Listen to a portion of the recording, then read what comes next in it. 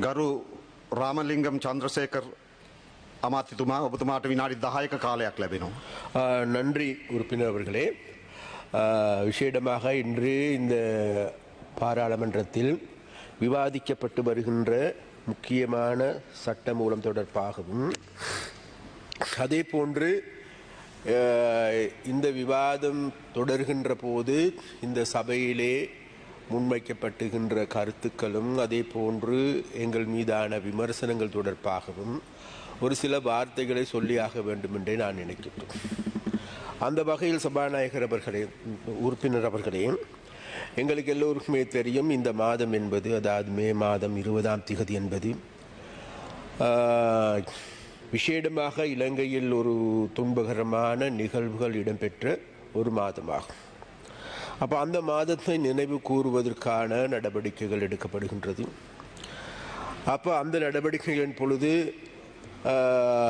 எங்களுக்கு எல்லோருக்குமே தெரியும் அந்த துன்பகரமான நிகழ்வில் இலங்கையில் வாழுகின்ற தமிழ், சிங்கள, முஸ்லீம் அனைத்து மக்களும் பாதிக்கப்பட்டார்கள். அந்த பாதிக்கப்பட்ட மக்களுடைய வாழ்க்கை அல்லது அவர்களுடைய உடைமைகள் எடுத்துக்கொண்டாலும் சரி, உயிர்களை எடுத்துக்கொண்டாலும் சரி, அனைத்தையும் இழந்த மக்களாக இருக்கின்ற ஒரு நிலை காணக்கூடியதாக இருக்கின்றது.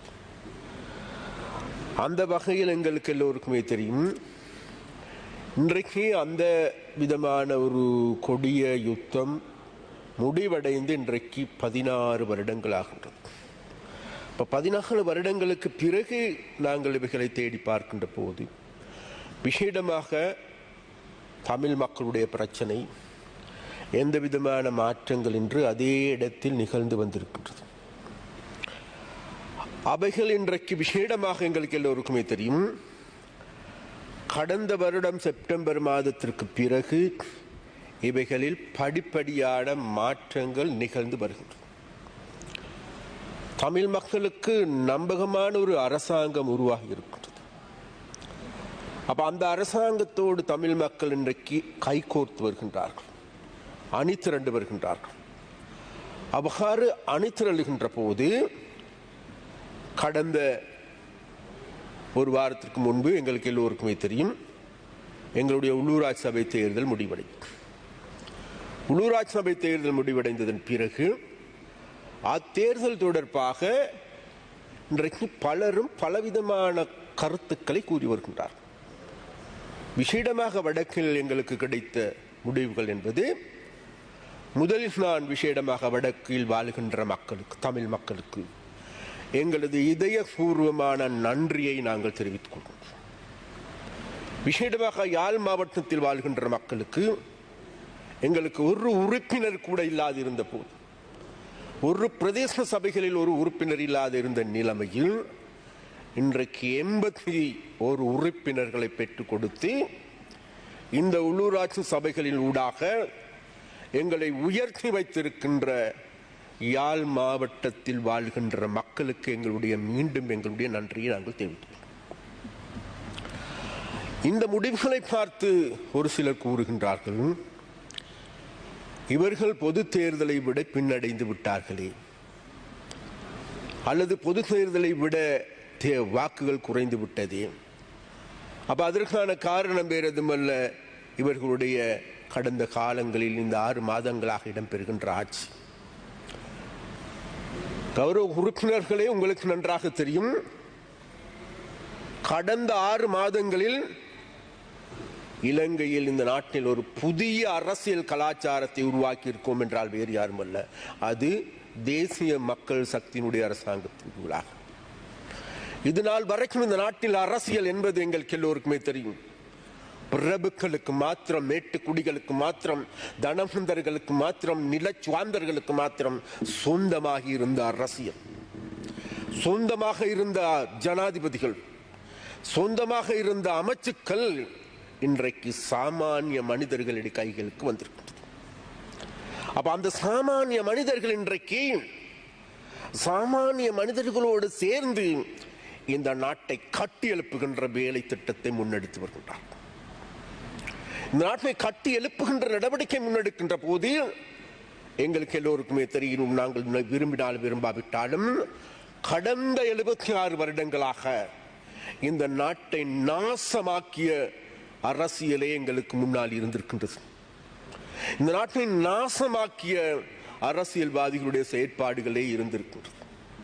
இனவாதமா, மதவாதமா, பொருளாதார ரீதியாக அல்லது நாட்டின் லஞ்சமா, ஊழலா, மோசடியா, எல்லா வகையிலும் எங்களுடைய நாட்டை எந்த அளவுக்கு குழி தோண்டி புதைக்க முடியுமோ அந்த அளவு பாவித்தனமான வேலைகளை செய்தார். அதில் விசேடமாக தமிழ் மக்கள் இன்றைக்கு 30 வருடங்களுக்கு பின்தள்ளப்பட்ட மக்களாக இருக்கின்றார். எந்த விதமான அபிவிருத்திகளும் முன்னெடுக்கப்படாத மக்களாக இருக்கின்றார். அதனால் இன்றைக்கு விசேடமாக தமிழ் கட்சிகள் குறிப்பிடுகின்றார்கள், தமிழ் மக்களுடைய இருப்பு கேள்விக்குறியாகி இருக்கின்றது. உண்மையிலே நாங்களும் சொல்லுகின்றோம், தமிழ் மக்களுடைய இருப்பு கேள்விக்குறியாகி. எவ்வாறு இந்த இருப்பு கேள்விக்குறியாகி இருக்கின்றது? இன்றைக்கு விசேடமாக கௌரவ உறுப்பினர் அவர்களே, 1981ஆம் ஆண்டு இலங்கையினுடைய மக்கள் தொகையில் 8,30,000 மக்களாக இருந்தது யாழ் மாவட்டத்தினுடைய மக்கள் தொகை. அந்த மக்கள் தொகை அதே வேகத்தில் வளர்ச்சி அடைந்திருக்குமாக இருந்திருந்தால் இன்றைக்கு 14 லட்சத்துக்கும் 16 லட்சத்துக்கும் இடைப்பட்ட மக்களாக இருந்திருக்க வேண்டும். ஆனால் இன்று இருப்பது எங்களுக்கு 6,20,000 மக்கள். கடந்த காலங்களில் எங்களுக்கு 11 பாராளுமன்ற உறுப்பினர்கள் இருந்தார்கள் யாழ் மாவட்டத்தில். கடந்த இந்த முறை 6, அடுத்த முறை இது 4 3 என்பது எங்களுக்கு சொல்ல தெரியாது. மேலும் மக்கள் தொகை குறைந்திருக்கின்றது. அப்படி சொன்னால் இன்றைக்கு தமிழ் மக்களுடைய இருப்பு கேள்விக்குறியாகின்ற போது, தமிழ் மக்களுடைய சனத்தொகை குறைவடைகின்ற போது, இந்த தமிழ் மக்களுக்காக குரல் கொடுக்கின்ற, தமிழர்களுடைய உரிமைகளுக்காக குரல் கொடுக்கின்ற இந்த அரசியல்வாதிகளிடம் நாங்கள் கேட்கின்ற ஒரே கேள்வித்தான். அப்படி சொன்னால் இந்த நிலைமையில் இருந்து தமிழ் மக்களுடைய இருப்பை பாதுகாத்துக் கொள்வதற்கு உங்களால் முன்வைக்கப்படுகின்ற வேலைகள் என்ன, திட்டங்கள் என்ன? எந்தவித திட்டங்களும் இல்லாது, எந்த விதமான வேலை திட்டங்களும் இல்லாது, சதாகாலமும் இந்த நாட்டில் தென்னிலங்கையில் இருக்கின்ற இனவாத சக்திகள் எந்த அளவுக்கு இனவாதத்தை தூண்டி தாங்களுடைய அரசியலை தக்க வைத்துக் கொண்டார்களோ, தாங்களுடைய அரசியலை மேம்படுத்திக் கொண்டார்களோ, அதே விதமான அராஜகத்தனமான, அதே விதமான காவாலித்தனமான செயற்பாடுகளை முன்னெடுக்கப்பட்ட தேர்தலே கௌரவ பிரதி குழுக்களின் தவிசாளர் அவர்களே, கடந்த உள்ளூராட்சி சபை தேர்தல் யாழ் மாவட்டத்தின் முடிவுகள் என்பது அவங்களுடைய மக்களுடைய முழுமையான விருப்பத்தின் கீழ் அல்ல. கடுமையான இனவாதம் பேசப்பட்டது, கடுமையான இனவாதம். அது மாத்திரமல்ல, காசுகள் பரிமாறப்பட்டது. நான் மாத்திரமல்ல, இன்றைக்கு யாழ்ப்பாணத்தில் இருக்கின்ற முக்கியமான நபர்கள் அனைவரும் கூறுகின்றார்கள், மதுபான போத்தல்கள் பரிமாறப்பட்டது, காசு பரிமாறப்பட்டது. அப்ப அந்த வகையில் இன்றைக்கு அந்த அளவுக்கு எங்களுக்கு எல்லோருக்குமே தெரியும். ஒரு காலத்தில் விசேடமாக யாழ்ப்பாணத்தில் இருந்த ஒரு சில தமிழ் கட்சிகள் என்ன விமர்சனங்கள் இருந்த போதிலும் கூட அவர்கள் ஒரு கொள்கை ரீதியாக செயல்பட்ட கட்சிகளாகவும் இருந்தார்கள்.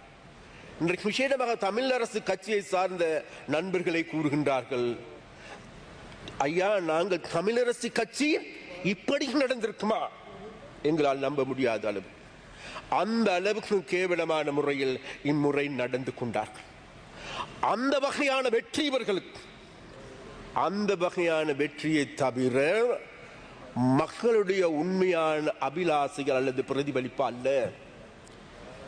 அதனால் உறுப்பினர் அவர்களே, விசேடமாக நாங்கள் அந்த வகையில் இன்றைக்கு தமிழ் மக்களுடைய இருப்பு கேள்விக்குறியாக இருக்கின்ற பொழுது, அப்ப அதிலிருந்து மீள்வது எப்படி? இன்னைக்கு யாழ்ப்பாணத்தை பழைய யாழ்ப்பாணமாக கட்டியெழுப்புவது எப்படி? நாங்கள் சொல்லுகின்றோம், எங்களுடைய அரசாங்கம், எங்களுடைய ஜனாதிபதி மிக தெளிவான வேலை திட்டங்களை முன்னெடுத்து தெளிவான வேலை திட்டங்களை முன்னெடுத்து வருகின்றோம். அவைகளில் ஒன்று தான் வேறு எதுமல்ல, அந்த பிரதேசத்தில் கடந்த 30 வருடங்களுக்கு மேலாக சகலதும் செயலிழந்திருக்கின்ற போது, தொழில் வாய்ப்புகள் இல்லாது போயிருக்கின்ற பொழுது, தொழிற்சாலைகள் மூடப்பட்டிருக்கின்ற பொழுது, அவைகளை புதிய பரிமாணத்தில் கட்டி எழுப்புகின்ற வேலையை நாங்கள் முன்னெடுத்து வருகின்றோம். அந்த வகையில் இன்றைக்கு கேகேஎஸ் பகுதியிலே காங்கேஸ் பிரதேசத்தில் நாங்கள் பாரியதோர் தொழிற்பேட்டையை உருவாக்குவதற்கான ஏற்பாடுகள், மறுபுறத்தில் பலாலி விமான நிலையத்தை விஸ்தரிப்பதற்கான வேலை திட்டம், அதே போன்று இன்றைக்கு மயிரட்டி துறைமுகத்தை விஸ்தரிப்பதற்கான வேலை திட்டம், அதே போன்று எங்களுடைய அதாவது கப்பல் சேவை, இந்தியாவுக்கான கப்பல் சேவையை விரிவுபடுத்துவதற்கான வேலை திட்டம், அதே போன்று இங்கு இருக்கின்ற எங்களுடைய புகையிரத சேவை, இந்த சேவைகள் அனைத்தும் ஒருங்கே இணைகின்ற போது, பலாலி துறைமுகம் ஒரு சர்வதேச விமான நிலையமாக மாற்றப்படுகின்ற போது, நிச்சயமாக அந்த இடத்தில் பெரியதோர் அபிவிருத்தி காண ஒரு பாய்ச்சல் பாய முடியும் என இன்றைக்கு இருக்கின்ற முதலீட்டாளர்கள் சொல்லுகின்றார்கள். அந்த வகை அபாரான முதலீட்டுகள் வருகின்ற போது அங்கு இருக்கின்றவர்கள் கூறுகின்றார்கள், முதலீட்டு சபையும் கூறுகின்றது, குறைந்தது அந்த பிரதேசத்தில் மாத்திரம் இந்த நடவடிக்கைகள் சரிவர முன்னெடுக்கப்படுகின்ற பொழுது, இவைகளை முன்னெடுக்கப்பட்டு 3 வருடத்தில் 40,000க்கு அதிகமான அதாவது இளைஞர் யுவதிகளுக்கு தொழில் வாய்ப்பை பெற்றுக் கொடுக்க முடியும் என்று அந்த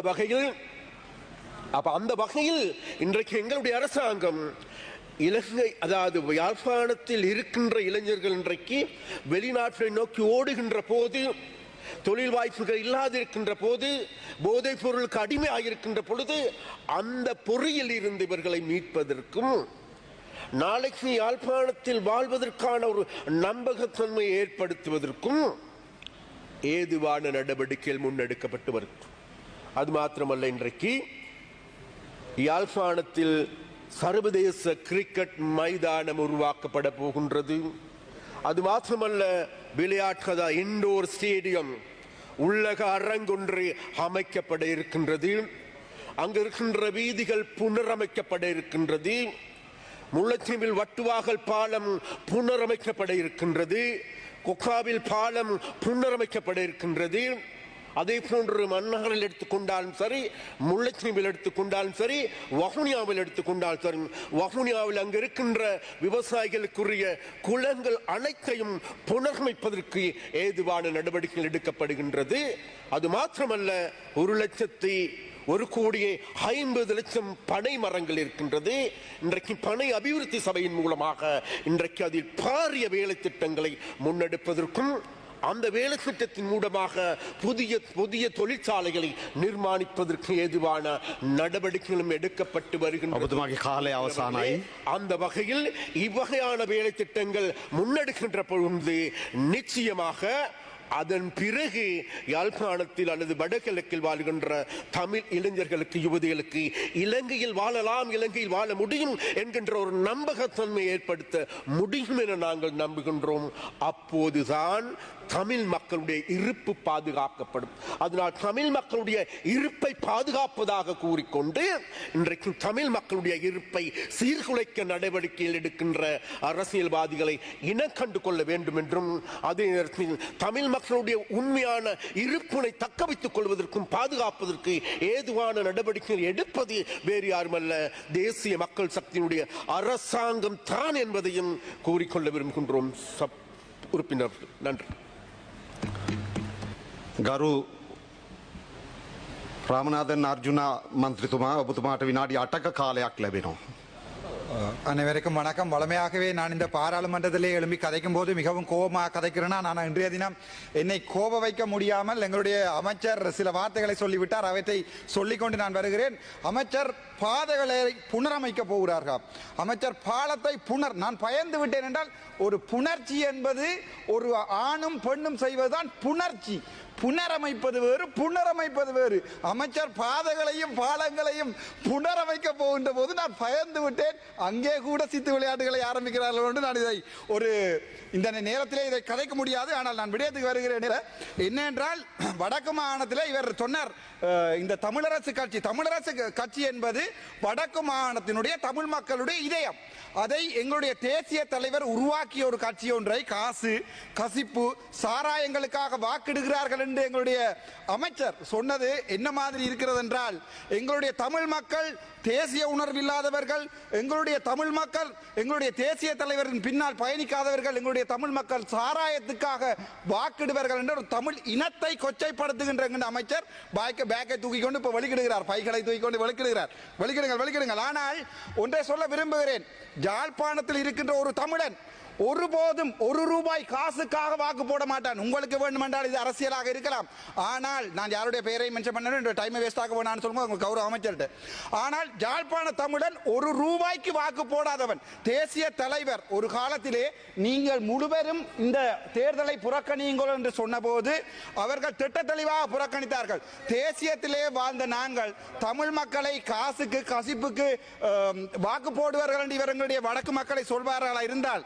அது மிகவும் கவலைக்குரிய விடயம். இருங்கள், நான் இன்றைய தினம் சிரித்து கொண்டு கதைப்பதற்கு ஆரம்பித்திருக்கேன். இந்த மே 18 முள்ளிவாய்க்கால் படுகொலை தொடர்பாகவும், அது தவிர கனடாவிலே எங்களுடைய உறவுகள் எங்களுடைய இனப்படுகொலை தொடர்பாக வைத்திருக்கின்ற ஒரு மொனுமெண்ட் சம்பந்தமாக தான் மிக முக்கியமான விடயம். எங்களுடைய மனதிலே மிகப்பெரிய ஆழமான வலி இருக்கிறது. நான் ஒன்றை சொல்ல விரும்புகிறேன். த கிரேட் எல்லால என்ற மனுநீதி சோழன் என்று கிமு 2025 ஆண்டு த கிரேட் எல்லால என்று சொல்லப்படுபவர் அனுராதபுரம் வரைக்கும் ஆண்ட ஒரு தமிழ் மன்னன். ஆனால் இன்று வரை துட்டகைமுனுவாக இருக்கட்டும், ஒவ்வொரு சிங்கள மக்களாக இருக்கட்டும், த கிரேட் எல்லாளவை இன்று வரைக்கும் மதிக்கிறார்கள் என்றால் அவர்கள் வீரத்தை மதிக்க தெரிந்தவர்கள், ஒரு மக்களுடைய அர்ப்பணிப்பை மதிக்க தெரிந்தவர்கள். ஆனால் எங்களுடைய அமைச்சருக்கு எங்களுடைய தமிழ் மண்ணுடைய வீரம் தெரியாது.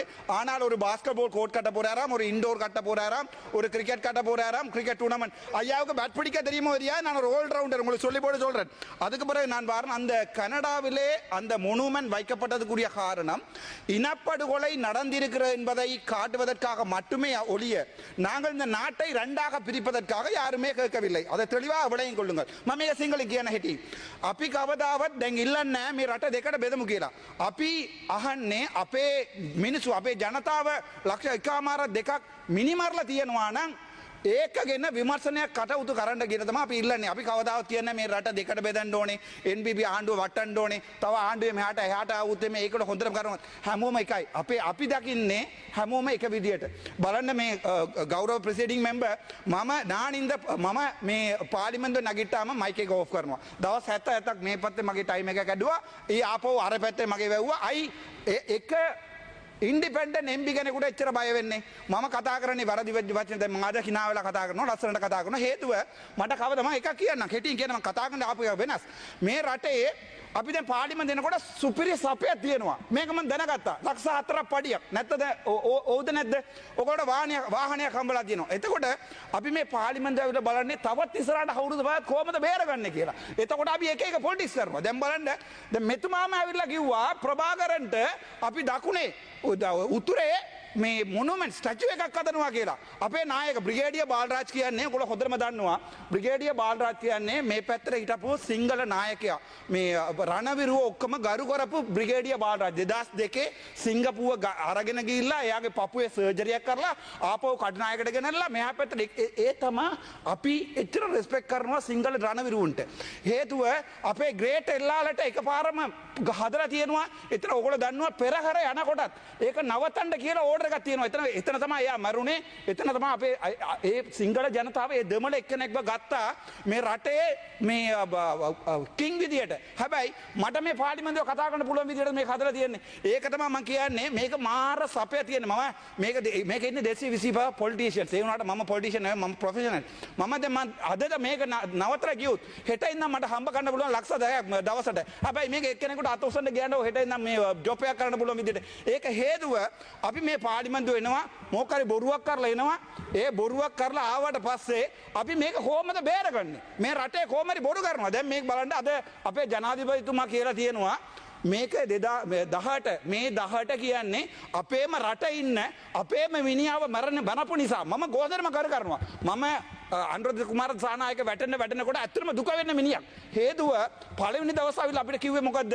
මේ උතරට අපි හොඳට මේ සලකන්න උතරට මේ ලයිබ්‍රරි එකට දෙනවා කියලා. එතකොට මෙතන මේ එම්පි කෙනෙක් ඇවිල්ලා කිව්වා අර්ජුන මන්ත්‍රීතුමාගේ මූණ බලට එයා කොතර සතුරු වෙනවද කියලා. හැබැයි අද ඕගොල්ලෝ වැටෙනකොට, ඕගොල්ලෝ ජෆ්නා වල එක එකනා වැටෙනකොට මේතුමාගේ කට වහන්න කලින්ම මම ඕගොල්ලන්ට හොඳ ඇඩ්වයිස් එකක් දෙන්නම්. මෙතුමාට ඒ කියන්නේ සෙක්ස් කරන එකටත් දෙමළ තේරෙන්නේ නැහැ, හදන එකට දමලා දෙන්න. දැන් කියනවා පුනර්නවා කියලා. පුනර්නවා කියන්නේ මිනිහත් ඒක ලිංගික ඔබතුමාගේ කාලේ තව විනාඩි 2යි ගරු මන්ත්‍රීතුමනි. thank you. එතකොට මෙයාගේ කටයි අර මේ ඉන්නේ තව මීලං කුමරන් කියලා එම්පි කෙනෙක්. ඒ දෙන්න අය කට වාගන්න එතකොට ලස්සනට ඔකට කරන්න මම මේක දෙමලින් කියන්න. මෙයාගේ නම කිව්වේ නැහැ. අනිත් එක අපි දැන් මේ රටේ බලන්නකෝ. දැන් මේ இந்த நாட்டிலே எங்களுக்கு இப்ப உப்பு இல்லை. ஆனால் අපිට අනිවාර්යයෙන්ම මං කියන්නේ මේ රටේ අපිට ලුණු නැහැ. හැබැයි අපි මූදිය වතුර ටිකක් අරගෙන ආවිල්ලා කෑමට දාලා උයනවා. හැබැයි ඕකට ඒක පුළුවන්ද? බෑ. ඒ නිසා තමයි අපි කියන්නේ දැන් බලන්න උත්තර පළාතේ එලිෆන්ට් පාස්ට් එක සෝල්ටරින් එකක් තියෙනවා. එතන මිනිස්සු ඔක්කොම උද්ඝෝෂණය කරනවා. දෙමලින් කියන්න வடக்கு மாகாணத்திலே அந்த சோல்டரின்லே மக்கள் வந்து போராடி கொண்டிருக்கிறார்கள். உங்களுடைய ஒரு எம்பியாவது போனார்களா அங்க? ඔගොල්ලෝ කරන්නේ ඔගොල්ලෝ වෙනුවට අපි පෙනීටනකොට උතර ඉන්න ජනතාවට අපි කිව්වා අපි ආදර NPP ආණ්ඩුවකට අපිට කැමති නැහැ. මම මේ ડોක්ටර් කෙනෙක් මට මේ කිසිම පොලිටික්ස් නැහැ. මේ ගරු ප්‍රෙසිඩිංగ్ මෙම්බර් මෙතන කිසිම පොලිටික්ස් නැහැ. මම කාත් එක්කවත් එකතු වෙලා පොලිටික්ස් කරන්නේ නැහැ. මම ඉල්ලුවේ අපේ උතර ජනතාවට මොනවා හරි හොඳ එකක් කරන්න පුළුවන්ද? එතකොට මාව ඉරේ දැම්මා. මට ආයෙ නඩුව දැම්මා. මාව කට වැව්වා. මේ මැක් එක කැඩුවා. අන්තිමට මොකද වුනේ? උතර ගිහිල්ලා තියන්නේ. උතර දැන් ඔය ඡන්දයක් ගන්න පුළුවන්ද කියන්නකෝ. එතකොට මෙතුමා කියනවා උතර සල්ලි දීලා කසිප්පු දීලා තමයි මිනිස්සු මේක කරන්නේ කියලා. අපි කසිප්පු වලට වැටෙන්නේ නැහැ. අපි දෙමළ ජනතාව ප්‍රභාකරන් ඉන්න කාලේ සිංහලෙන් කියන්නම්. ඒක කසිප්පු කඩේවත් තිබ්බ නැහැ උතරේ. දැන් බලන්න ඕගොල්ලෝට කොච්චර කසිප්පු කඩයක් තියෙනවද කියලා. ප්‍රභාකරන් ඉන්න කාලේ එක කසිප්පු කඩයක් එක මිනිහාට රේප් එකක් වෙලා තියෙනවද කියලා. අපි පාරා දෙන කියලා වෙඩි තියනවා. එතරම් තමයි අපි උත්තලේ පාරණය කරේ. හැබැයි මෙතුමාලට බලන්න මේ ශ්‍රීධරන් මන්ත්‍රීතුමා මේ බාර් 10 පර්මිෂන් එකක් අරන් දීලා දිනවා. අපි කියන්නේ අපි ඔයගොල්ලෝට ආදරේ. හැබැයි ඔයගොල්ලෝ ආදරේ කරන මිනිස්සුන්ට ඔයගොල්ලෝ 159 දිනවා කියලා අපිවත් එළියට දාන්න එපා. අපි ඉන්ඩිපෙන්ඩන්ට්. අපි ප්‍රොෆෙෂනල්ස්. අපි මේකට ආවේ මොනාරි ජංගිසි දෙයක් අපේ රටට මොනාරි කරගන්න පුළුවන් කියලා. හැබැයි මෙතුමාලා තමයි උතුරේ ඉන්න කුඩුකාරයෝ. මම දැන් කෙලිම කියන්නේ ඔබතුමාගේ කාලය අවසానයි ගරු මන්ත්‍රීතුමනි. උතුරේ ඉන්න වංජාකාරයෝ උතුර හොස්පිටල් වල ඉන්න මාර හොරු සත්‍යමුති කියන්නේ පට්ට හොරෙක්. ඒ හොස්පිටල් ඩිරෙක්ටර් කෙනෙක් එයාට මේ ආණ්ඩුවේ කැබිනට් එක දාලා ඩිරෙක්ටර් පෝස්ට් එක එන් පෝස්ට් එකක් දීලා තියෙන්නේ. එතකොට මේගොල්ලෝ බේරගන්නේ මේ මිනිස්ටර්. එතකොට එයා ගිහිල්ලා එයාට කතා කරලා අත දීලා කරන්න ගොඩක් ඒවා තියෙනවා. දැන්නුත් කියන්න මම NBB එකට එකයි. මෙයාගේ කටවහඬ අරයාගේ කටවහඬ කරුණා කරලා කාටවත් කතා කරන්න එපා කියන ඔයගොල්ලෝ කට්ටියට. එතකොට නිකම මිනිස්සු දිනයි. නිකම ඔයගොල්ලෝ කට්ටිය දිනයි උතරේ. මම දැම්ම කියන්න මම හැමෝටම හම්බලා කිව්වා කැන්ටින් එකේ. මේ ආවිල්ලා කියනවා අණ්ඩවැයර් එකට. අණ්ඩවැයර් එකට තියෙන දෙමළ දන්නේ නැත්තම්. මෙයා කොහමද උතරට ආවිල්ලා උතර මිනිස්සුන්ට උදව් කරන්නේ? ඔබතුමාගේ කාලය අවසానයි. අණ්ඩ මේ ආවිල්ලා කියනවා අණ්ඩවැයර් හදනවා කියලා. තපරේ දෙන්න. එතකොට ජට්ටි කියන්නේ අණ්ඩවැයර්. අණ්ඩවැයර් කොහමද ගවන්නේ මේ බෝට් එක නවත්තන්න? ඒක ජෙටි. Jetty is something different from the jetty. තපරේ දෙන්න. එතකොට මම එකක් කියන්න. මම මේ ඉන්න ආණ්ඩුවට එකක් කියන්න තියෙන්නේ. මේ දෙන්න අය කට වහලා මේ වෙන කවුරු හරි දෙන්න දාලා ওই DCC මීටින් වලට ඇමති කරන වෙන එකෙක් හොඳයි ඔබ ඉතුරු ටිකක් මරන්නේ නැත්තම් මම මරනවා MPP ඉතුරු ටික. අවසන් කරන්න. MPP ගේ නම මම නැති කරනවා මෙයා නිසා. Thank you so much. ගරු ඇමතිතුමා මගේ නම සඳහන් කරලා පට්ටපල් බොරු කියනවා. හරිද? அதாவது எந்த பேரை யூஸ் பண்ணி அதாவது ஜட்டியா என்பதை விட ஜட்டியை தூக்கி இவருடைய தலையில போட்டுக்கொண்டு அது நாறுதுன்னு சத்தம் போட்டு கொண்டு போகிறான் எல்லா இடமும் பார்த்து. நான் கௌரவ உறுப்பினர் அவர்களே, அதாவது அவர் அது மாத்திரமல்ல, அதாவது பேசுகின்ற மொழியை கொச்சப்படுத்துகின்ற, பேசுகின்ற பிரதேச ரீதியாக மலையக மக்களை கொச்சப்படுத்துகின்ற, பெண்களை கொச்சப்படுத்துகின்ற அந்த கொச்சப்படுத்தலின் காரணமாக இம்முறை தேர்தலில் ஒரு பிரதேசம் ஒரு உறுப்பினரை கூட பெற்றுக்கொள்ள முடியாத வக்கில்லாமல் இருக்கின்ற இந்த நபர் இன்றைக்கு சொல்லுகின்றார் இவர் என்ன பெரிய கூத்தாடி மாத்திரமல்ல, இவன் பெரிய ஒரு கூத்தாடி. அது மாத்திரமல்ல, இன்றைக்கு வெளிநாட்டில் இருக்கின்ற எல்லோருமே கழுவி ஊத்துகின்றார்கள். காசு வாங்கி வசூல் மன்னன் தேர்தலின் பொழுது வெளிநாட்டு மக்களுடைய காசுகளை சுரண்டிய ஏமாற்றிய வசூல் மன்னன் அர்ஜுனா என்பதுதான் இன்றைக்கு பெயராக இருக்கிறது. மன்னன் எங்களை இவ்வாறான செயல்பாடுகள். அதனால் சபா හොඳයි ගරු නිමල් පලිහේන මන්ත්‍රීතුමා ඔබතුමාට විනාඩි 11ක කාලයක් ලැබෙනවා. නෑ අපි මේ විවාදය කටයුතු කරගමු අර්ජුන අමාත්‍යතුමා. හොඳයි ඔබතුමාට තත්පර කීපයක් දෙන්නම්. හොඳයි. අපේ දෙමළ මිනිස්සු දෙමළ ඩයස්පෝරා. එතකොට මට සල්ලි දුන්නා කෝටි ගණන්. මම දැන් කියන්න. මගේ ඉලෙක්ෂන් එකට සල්ලි දුන්නා. මම මිනිස්සුගේ වෙනුවට වැඩ කරන්නේ. මම ජොබ් එකක් අතාරලා ડોක්ටර් ගමක් කතා කරලා අතාරිලා ඊට පස්සේ හොස්පිටල් ඩිරෙක්ටර් පෝස්ට් එකක් අතාරලා මෙතනට ආවේ පොලිටික්ස් කරන්න නෙවෙයි. Thank you. හොඳයි බොහොම ස්තුතියි. Honorable Shanakian Rasamanikam, you have 13 minutes. Thank you, Deputy Speaker. கடந்த வாரம் உங்கள் அனைவருக்கும் தெரியும் இந்த நாட்டிலே தமிழ் மக்கள் ஆயிரக்கணக்கான தமிழ் மக்கள் கொல்லப்பட்ட வாரம் முள்ளிவாய்க்கால் நினைவேந்தல் நடந்த வாரம் 16 ஆண்டுகளுக்கு முன்பாக மிக முக்கியமாக இறுதி போராட்டத்தின் பொழுது ஆயிரக்கணக்கான மக்கள் கொத்து கொத்தாக கொல்லப்பட்ட வாரம் தான் கடந்த வாரம். அந்த வகையிலே அந்த கொல்லப்பட்ட மக்களுக்கு என்னுடைய அஞ்சலியையும் செலுத்தி கொல்லப்பட்ட மக்களுக்கு அவங்களுடைய உறவினர்களை எதிர்பார்க்கும் அந்த நீதி, இந்த நாட்டிலே இந்த இன அழிப்புக்கான நீதி இதுவரைக்கும் இலங்கை மாறி மாறி வந்த அரசாங்கங்கள் தர மறுத்திருக்கிறார்கள். இந்த அரசாங்கத்தின் காலப்பகுதியிலேயும் அது நடக்கும் என்ற எந்த நம்பிக்கையும் நீதி கிடைக்கும் என்ற எந்த நம்பிக்கையும் எங்களுக்கு இல்லை. இதை பற்றி நாங்கள் எங்களுடைய கட்சியை பொறுத்தளவிலே இது நாட்டிலே நடந்தது இன அழிப்பு, ஆனால் அதை ஒரு சர்வதேச நீதிமன்றத்தில் நிரூபிக்கிறது கஷ்டம் என்று சில சொன்ன கருத்துக்களை வைத்து நாட்டிலே இன அழிப்பு நடக்கவில்லை என்று இலங்கை தமிழரசு கட்சியை சேர்ந்த நாங்கள் சொல்றதாகவும் பலர் குற்றச்சாட்டுகள் முன்வைக்கிறார்கள். ஆனால் இந்த நாட்டிலே இந்த நடந்த இன அழிப்புக்கான நீதி வேணுமென்றதிலே தொடர்ச்சியாக சர்வதேச ரீதியாகவும் சரி உள்நாட்டுக்குள்ளேயும் சரி இதுக்காக குரல் கொடுத்து கொண்டிருக்கிற பிரதானமான கட்சி இலங்கை தமிழரசு கட்சி தான். அதை நாங்கள் தொடர்ச்சியாக எங்களுடைய மக்களுடைய சார்பிலிருந்து செய்வோம். நீங்கள் பார்த்திருப்பீங்கள், கடந்த வாரத்திலே 18ஆம் தேதி ஆயிரக்கணக்கான மக்கள் தாங்களாக, இது ஒரு அரசியல் பின்னணி இல்லாமல் தாங்களாக முள்ளிவாய்க்காலிலே அவர்கள் ஒன்று சேர்ந்திருந்தார்கள். வடக்கு கிழக்கு தமிழர் தாய முழுவதும் எல்லா பிரதேசங்களிலும் முள்ளிவாய்க்கால் கஞ்சி கொடுக்கப்பட்டது. இதெல்லாம் அரசியல் பின்னணியிலே நடந்த விடயங்கள் அல்ல. எங்களுடைய மக்கள், கொல்லப்பட்ட மக்களுக்கு நீதி வேணும் என்றதிலே மிக உறுதியாக இருக்கிறார்கள். இதை நீங்கள் மறக்க முடியாது. அண்மையிலே கனடாவிலே ஒரு இந்த இன அழிப்பு சம்பந்தமான ஒரு சின்னம் உருவாக்கப்பட்டதன் பொழுது நான் பார்த்திருந்தேன், வெளிவிவகார அமைச்சர் கனடா தூதுவரை அழைத்து அதை பற்றி ஒரு விளக்கம் கொடுத்திருக்கின்றார். ஆனால் நடக்க வேண்டியது என்ன? இந்த நாட்டிலே தமிழ் மக்கள் கொத்து கொத்தாக கொல்லப்பட்டதா இல்லையான்றது உங்களுக்கு தெரியும்.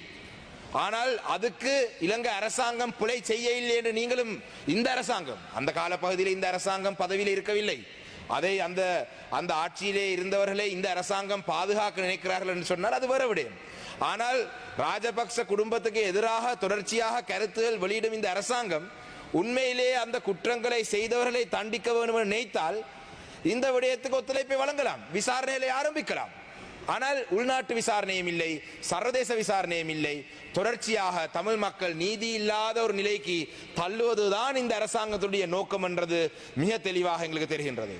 நாட்டிலே உங்களுக்கு தெரியும், நாட்டிலே ஜனாதிபதி அவர்கள் நேற்றைய தினம் யுத்தம் கொண்டாடுவதற்கு, யுத்த வெற்றியை கொண்டாடுவதற்கு சென்றிருந்தார். மிக தெளிவாக தெரிகின்றது. நாட்டிலே அவருடைய இந்த நாட்டிலே தமிழ் மக்கள், கொல்லப்பட்ட தமிழ் மக்களுக்கு நீதி வேணும் என்று 18ஆம் தேதி தங்களுடைய மக்கள் ஒன்றாக சேர்ந்து தமிழ் மக்களுக்கு, கொல்லப்பட்ட தமிழ் மக்களுக்கு நீதி வேணும் என்றதிலே உறுதியாக இருக்கிறார்கள். நாட்டினுடைய ஜனாதிபதி 19ஆம் தேதி போரினுடைய வெற்றியை கொண்டாடுற நிகழ்ச்சியிலே இருக்கின்றார். அப்ப இதிலே மிக தெளிவாக தெரிகின்றது, தமிழர் தேசம், தமிழ் மக்கள், தமிழ் மக்களுக்கு நீதி வேணும் என்றதிலே உறுதியாக இருக்கிறார்கள். தமிழ் மக்களுடைய பிரதானமான கட்சியாகிய நாங்கள் எங்களுடைய மக்களுடன் இருக்கின்றோம். அரசாங்கம் கடந்த காலத்தில் இருந்த அரசாங்கங்களை போல வெற்றி கொண்டாட்டத்தில் ஈடுபடுறார்கள். அதிலே எந்த மாற்றம்? தமிழர் தேசம், தமிழ் மக்கள், தமிழ் மக்களுடைய எதிர்காலத்துக்காக நாங்கள் இருக்கின்றோம். இந்த நாட்டிலே ராணுவத்தை பாதுகாக்க வேணும், போர்க்குற்றங்கள் நடக்கவில்லை, இந்த கடந்த காலத்தில் இருந்த அரசாங்கங்களை பாதுகாக்க வேண்டும் என்றதே உறுதியாக இருக்கின்றார்கள் என்றது மிக தெளிவாக தெரிகின்றது. அப்ப அந்த வகையிலே இதை பற்றி தமிழ் மக்கள் கடந்த தேர்தலிலே சரியான பாடம் போட்டிருக்கின்றார்கள். இனி வரும் காலங்களிலே தமிழ் மக்கள் அந்த விடயத்தை சரியாக செய்வார்கள். சரி, உங்களுடைய அரசாங்கத்தின் கீழே எங்களுடைய ஒட்டுமொத்த இனப்பிரச்சனைக்கான ஒரு தீர்வை தான் வழங்க முடியாவிட்டாலும் கூட, எங்களுடைய தமிழ் மக்களுக்கு எங்களுடைய காணி பிரச்சனைக்கான தீர்வுகளை வழங்க முடியா போனாலும் கூட, எங்களுடைய அன்றாட மக்கள் முகம் கொடுக்கும் சில பிரச்சனை, யானை வேலிகளாக இருக்கட்டும், எத்தனையோ பேர் மட்டக்களப்பிலே மாத்திரம் கடந்த ஒரு மாதத்துக்குள்ளே வவுனதீவிலே ஒருவர் யானை அடித்து செத்தது, பாலிரிவட்டையிலே ஒருவர் செத்தது, தாந்தாமலை போன்ற எல்லா பிரதேசங்களில் ஒவ்வொரு நாளும் இறந்து கொண்டிருக்கிறார்கள். அந்த வகையிலே அதுக்கும் ஒரு தீர்வில்லை என்றது இந்த இடத்திலே கவலையாக சொல்லணும். ஆனால் I would like to acknowledge one thing that the president said in his speech yesterday. He mentioned that, at least in his speech, he mentioned that it is not only the mothers from the south who are grieving the soldiers who were killed, but in the north and the east, that the Tamil mothers were also grieving the lost one, their loved ones who they lost in the last stage of the war. So I'd like to acknowledge the fact that President has gone on to say that at the war memorial or whatever, victory memorial or whatever he has to in that event. But one thing that I would like to say is the President mentioned about creating some Sri Lankan celebration day or something like that. I think Honorable Deputy Speaker, it was in the budget speech as well, where a new day was going to be allocated where all Sri Lankans get together and celebrate being Sri Lankan. I think that event can be scrapped now. We don't need that event anymore. Because it's very clear that the Tamil people on the 18th of May remembered their loved ones, remembered their dead. They continued the call for justice for the people that they lost, killed at the hands of the army on the 18th. And the President commemorated the war heroes, as so-called war heroes of the South, on the 19th. So it is very clear that there is a division between the Tamil nation and the Sinhala nation. Tamil nation on the 18th, they were on the streets remembering the loved ones who were killed. President on the other hand on the 19th. So I think Honorable Deputy Speaker, at your group meeting or whatever, when you get the opportunity, tell the President that let's not waste any more funds on trying to create a fake Sri Lankan day where clearly there is a division in this country. So having said that, there's one other thing that I would like to raise in this house about the land issues as well. I saw in the morning the minister in charge of agriculture and the Prime Minister were both engaging in exchange of words about this gazette that was issued about land. Now I'd like to read out something that Honorable M.A. Sumandiran has shared on his Facebook page about this gazette.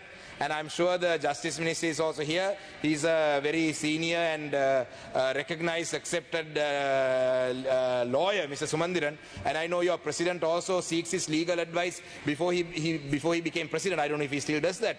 But on his Facebook, he has mentioned very specifically about this gazette. He's mentioned it in Tamil, so let me read it out. இந்த காணி அரசாங்கம் தமிழ் மக்களுடைய காணிகளை அபகரிப்பு செய்கிற விடயம் தொடர்பாக முன்னாள் பாராளுமன்ற உறுப்பினர் எங்களுடைய கட்சியினுடைய செயலாளர் சுமந்திரன் அவர்கள் தன்னுடைய முகநூலிலே ஒரு பதிவொன்றை இட்டிருக்கின்றார். ஜனாதிபதி அவர்களும் கடந்த காலத்திலே அவருடைய சட்ட ஆலோசனை கேட்டவர், எனக்கும் அது தெரியும், ஜனாதிபதியா வர முன்பு. அந்த வகையிலே அவர் இந்த விடயத்தை கவனமாக கரிசனையில் எடுத்து எங்களுடைய தமிழ் மக்களுடைய காணிகளை அபகரிப்பு செய்வது அரசாங்கம் நிறுத்த வேண்டும் என்றதை இந்த இடத்தை சொல்றேன். ஜனாதிபதி சட்டத்தரணி எம்.ஏ. சுமந்திரன் அவர்கள் தன்னுடைய முகநூலிலே பதிவிட்டிருக்கிறார். நான் வாசிக்கின்றேன். காணி நிர்ணய கட்டளை சட்டத்தின் பிரிவு 4 கீழ் 28/3/2025 ஆண்டு வெளியிடப்பட்ட வர்த்தமானியின் தொடர் நடவடிக்கைகள் தற்காலிகமாக இடைநிறுத்தப்பட்டதாக 18/5/2025 ஆண்டு திகதியிட்ட கடிதம் மூலமாக காணி அமைச்சு அறிவித்துள்ளது. ஆனால் தமது உரித்து சம்பந்தமாக எவரும் உரிமை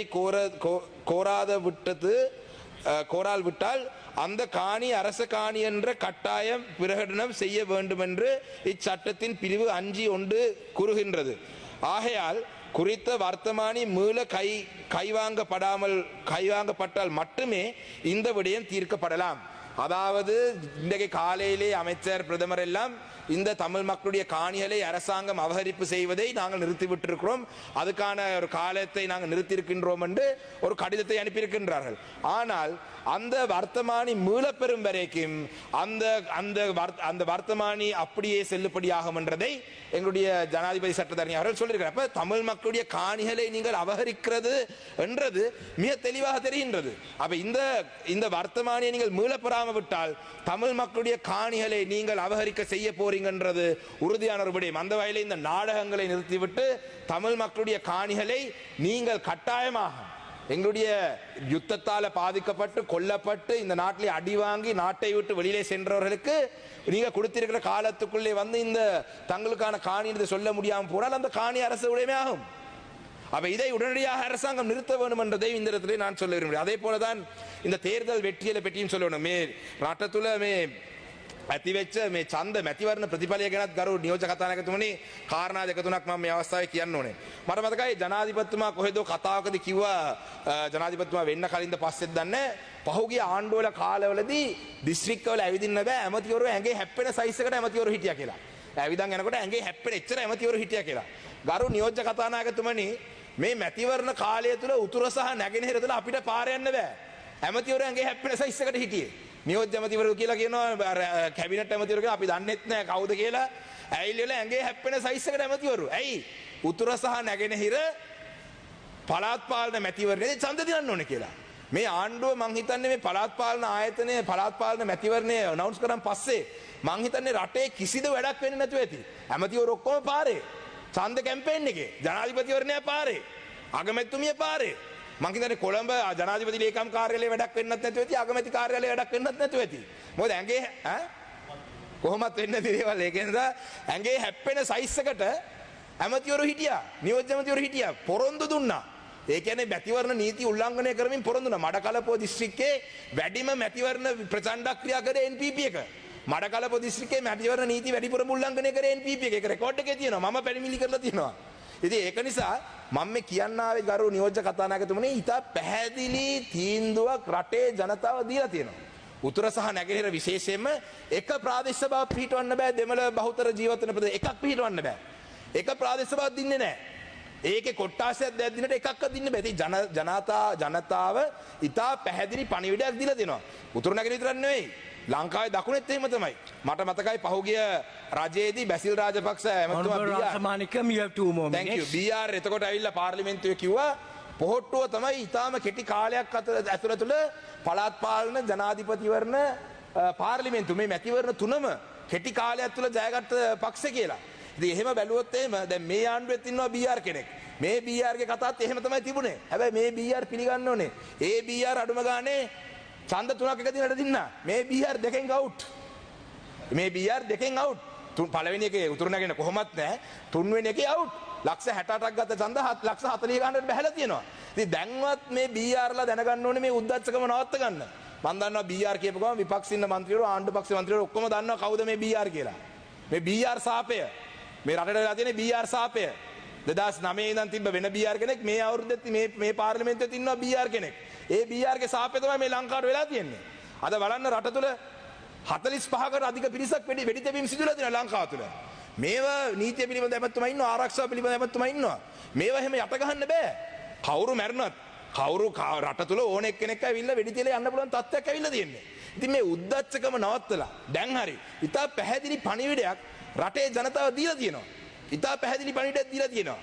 අපිත් කිසිම අවස්ථාවක් අපිත් කැමති මේ ඕනනම් ආණ්ඩුවත් එක්ක අපිට ආණ්ඩුවත් එක්ක කිසිම ප්‍රශ්නයක් නැහැ. ආණ්ඩුව විවේචනය කරන්න ඕනෙත් නැහැ. ආණ්ඩුව කරන ක්‍රියාමාර්ගයන් පිළිගත නොහැකි නිසා තමයි අපි මේ විවේචනය කරන තත්ත්වයට ඇවිල්ලා තියෙන්නේ. ඉතින් අපිටත් පුළුවන් අපිත් කැමති ඕනනම් ආණ්ඩුවත් එක්ක අපි විවේචනයේ විරාමයේ සටන් විරාමයකට එමු. හැබැයි උද්දච්චකම නවත්ත ගන්න. උද්දච්චකම නවත්තගෙන පරාජය බාර අරගෙන එන්න. මොකද එහෙම නැත්තම් මේ රට තුල දැන් බලන්න රටේ ජනාධිපතිවරයෙක් කොහේ හරි දැකලා තියෙනවද ගරු කතානායකතුමනි කොයි හරි කාලෙක ස්වාධීන කණ්ඩායම් කැඳවල රැස්වීම තියෙනවා සභා පිහිටවන්න. මොකද්ද මේ විහිළුව? රටේ ජනාධිපතිවරයෙක් සභාවන් පිහිටවන්න ස්වාධීන කණ්ඩායම මඩකලපුවෙත් එයිද දන්නේ නැහැ. හෙට අනිත් මොකද මඩකලපුවෙත් සමහර සභාවල ස්වාධීන කණ්ඩායම් ඉන්නවා. ඒගොල්ලන් එකතු කරගෙන NPP එකේ සභා පිහිටවන්න එයිද දන්නේ නැහැ. මොකද ගරු නියෝජ්‍ය රාසමානිකම් your time is up. thank you ගරු නියෝජ්‍ය කතානායකතුමනි මේ අපි මේ ඉදිරිපත් කරන්නේ ඉතා පැහැදිලිවම අපි ඉතා පැහැදිලිවම කියනවා මේ රටේ ඉදිරි ගමන යන්න තව අවුරුදු 4ක 4 මාරක ප්‍රමාණයක් පාර්ලිමේන්තුවට තියෙනවා. ජනාධිපතිතුමාට ඊට වඩා අඩු කාලයක් තියෙනවා. අපි කිසිසේත්ම මේ ආණ්ඩුවත් එක්ක ගැටුමක් ඇති කරගෙන මේ ආණ්ඩු පෙරලන්නේ උත්සාහ කරන්නේ. අපි මේ උත්සාහ කරන්නේ ආණ්ඩුව හරි පාරට ගේන්න. මොකද අපිටත් ඕනේ අපිට කැමති 3න් 2 බලයක් තියෙන ආණ්ඩුවක් තියෙන කාලේ අලුත් ව්‍යවස්ථාවක් සංශෝධනය කරලා මේ රට තුල permanent solution එකක් මේ ජනවාර්ගික අර්බුදයට ඇති කරගන්න අපිත් කැමතියි. හැබැයි ඒක කරන්න අකමැති නම් මේ මැතිවරණ පිටිපස්සෙම නැත්තම් මේ තගිෂ් behavior මේ ප්‍රචණ්ඩ විදිහට හැසිරෙලා උද්දච්චකමෙන් හැසිරෙන එක නම් ආණ්ඩුවේ ඉදිරි අවුරුදු 4ටත් තියෙන ගමන් මග මං හිතන්නේ අවුරුදු 4ක් කොහොමත් යන්න වෙන්නේ නැහැ. ඊට කලින් මේ ආණ්ඩුව කඩා වැටෙයි මේ විදිහටම ගියොත්. ඒක නිසා ගරු නියෝජ්‍ය කතානායකතුමනි අද මේ විවාදයට මම සම්බන්ධ වෙලා මම මේ කියපු කාරණා පිළිබඳව මං හිතන්නේ මේ ඉන්න ඇමතිවරු හොඳට අහුම්කම් දීලා ඕගොල්ලන්ගේ රැස්වීම් වල හරි කතා කරලා මේකට හොඳ වැඩපිළිවෙලක් ඉදිරි ගමනට ආරම්භ කරන්න. එහෙම නැත්නම් මේ විදිහටම නම් හැසිරෙන්නේ අපිටත් කරන්න දෙයක් නැහැ. අපිටත් ආණ්ඩුව විවේචනය කරන්න දෙයක් නැහැ. අපි සූදානම් උතුර සහ නැගෙනහිර සංවර්ධනය කරන බිලියන 75ක ඩෙවලොප්මන්ට් ෆන්ඩ් එකක් ගේන්න ජනාධිපතිතුමාට කතා කරලා තියෙනවා. අපි සූදානම් වැඩ කරන්න. හැබැයි උද්දච්චකම නවත්තගෙන පරාජය බාර අරගෙන සාමාන්‍ය මිනිස්සු වගේ ඉන්න මේ මෙතන මේ BR ලගේ කටයුතු පොඩ්ඩක් මෙල්ල කරගන්න කියන එක තමයි කියන්නේ. බොහොම ස්තුතියි. ගරු සිවඥානම් ගරු වසන්ත සමරසිංහ මන්ත්‍රීතුමා අමිතුමා ගරු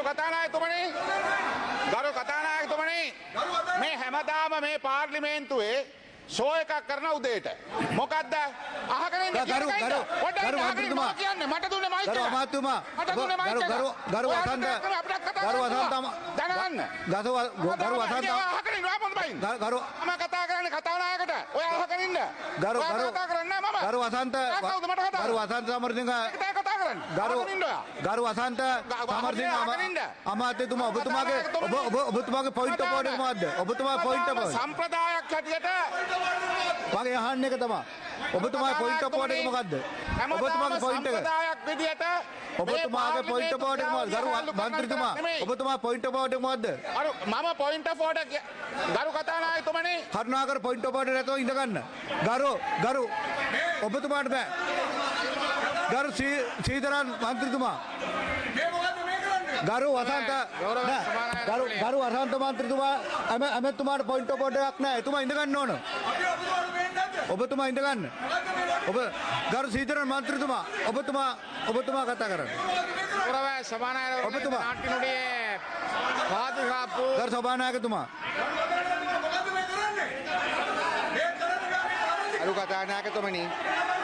ගරු කතානායකතුමනි අපි ඉතා පැහැදිලිව ඔබතුමාට කිව්වා. අපි ඉතා පැහැදිලිව කිව්වා මේ මන්ත්‍රීවරයා හැමදාම ස්ථාර නියෝග වංචා කරනවා. ස්ථාර නියෝග වංචා. මෙතන ආපු ප්‍රශ්නේ තමයි කෞශල්‍ය ආරියරත්න මන්ත්‍රීතුමියට මෙතුමා අපහාස කළා. කෞශල්‍ය ආරත් මන්ත්‍රීතුමියට අපහාස කළා. මෙයා හැමදාම කතා කරනවා. ගරු කතානායකතුමනි මෙතුමා හැමදාම කතා කරනවා. මෙයා මගේ මයික් එක ඔන්න එකේ තියෙන්න ඕන. මගේ මයික් එක ඔන්න එකේ තියලා තියෙන කතානායකතුමා නිසා. මගේ මයික් එක ඔන්න එකේ තියෙන කතානායකතුමා කියනකම් මේගොල්ලෝ ඉසා කතානායකතුමා අපි කියන්නේ මේකයි. මේගොල්ලෝ හැමදාම උදේ පාර්ලිමේන්තු කාලය නාස්ති කරනවා. මේගොල්ලෝ හැමදාම පාර්ලිමේන්තු කාලය නාස්ති කරනවා. ගරු සීතරන් මන්ත්‍රීතුමා ඔබතුමා පිළිවෙලක් නැහැ. ගරු සීතරන් මන්ත්‍රීතුමා පිළිවෙලක් නැහැ. ඔබතුමා කතා කරන්න. கௌரவ சபாநாயகர் அவர்களே இந்த நாட்டில் இருக்கின்ற இப்பொழுதைய பாதுகாப்பு விடயங்கள் தொடர்பிலே மிக முக்கியமாக கவனம் செலுத்தப்பட வேண்டும். பல இடங்களில் பல கொலைகள் அல்லது பல விடயங்கள் ගරු මන්ත්‍රීතුමාලා අබතුමාලා ඉඳ ගන්න. සීතර මන්ත්‍රීතුමා ඔබතුමා කතා කරන්න. නෑ. கௌரவ වසන්ත සමරසිංහ ලබා දුන්නේ ගරු මන්ත්‍රීතුමා ඔබතුමා කතා කරන්න. கௌரவ சபாநாயகர் அவர்களே பாராளுமன்ற நிலையற் கட்டளை 27(2) கீழ் பிரதம அமைச்சரும் கல்வி உயர்கல்வி மற்றும் தொழிற்கல்வி அமைச்சருமான கௌரவ கலாநிதி கருணி அமரசூரிய அவர்களை இன்றைய கேட்பதற்கு ගරු සීතරන් මන්ත්‍රීතුමා ඔබතුමා කතා කරන්න. குறித்த ஒரு பாடத்திற்கு நிலவும் ஆசிரியர் மற்றும் ගරු සීතරන් මන්ත්‍රීතුමා அடிப்படையிலேயே ගරු සීතරන් මන්ත්‍රීතුමා கல்லூரிகளுக்கான அனுமதிகள் வழங்கப்படுகின்றன என்பதையும் අනිත් අය ඉන්න ගන්න. මන්ත්‍රීතුමාලා ඉන්න ගන්න. මේක මාධ්‍ය ෂෝ එකක් කරන්න එපා කරුණාකර මන්ත්‍රීතුමාලා. මම වසන්ත පොයින්ට් ඔෆ් ඕඩර් එකක් නෑ. ගරු මන්ත්‍රීතුමාලා ඉඳ ගන්න. ஒருவருட பயிற்சி காலம் වසන්ත සමරසිංහතුමා ඉල්ලුවට මම දුන්නේ නෑ. එයාට දුන්නෙත් නෑ. පොයින්ට් පොයින්ට් ඔෆ් ඕඩර් මාත් කියලා ඔයා ඉන්න என்பதை அமைச்சர் சபைக்கு அறிவிப்பார். நியமனங்களின் ගරු සීතරන් මන්ත්‍රීතුමා ගරු சீதரன் மந்திரிතුமா நிலைமை போக்குவரத்து தங்குமிடம் தனிமனித பாதுகாப்பு உள்ளிட்ட எந்த விடயங்களும் கருத்தில் கொள்ளப்படாது. நீண்ட தூர பிரதேசங்களில்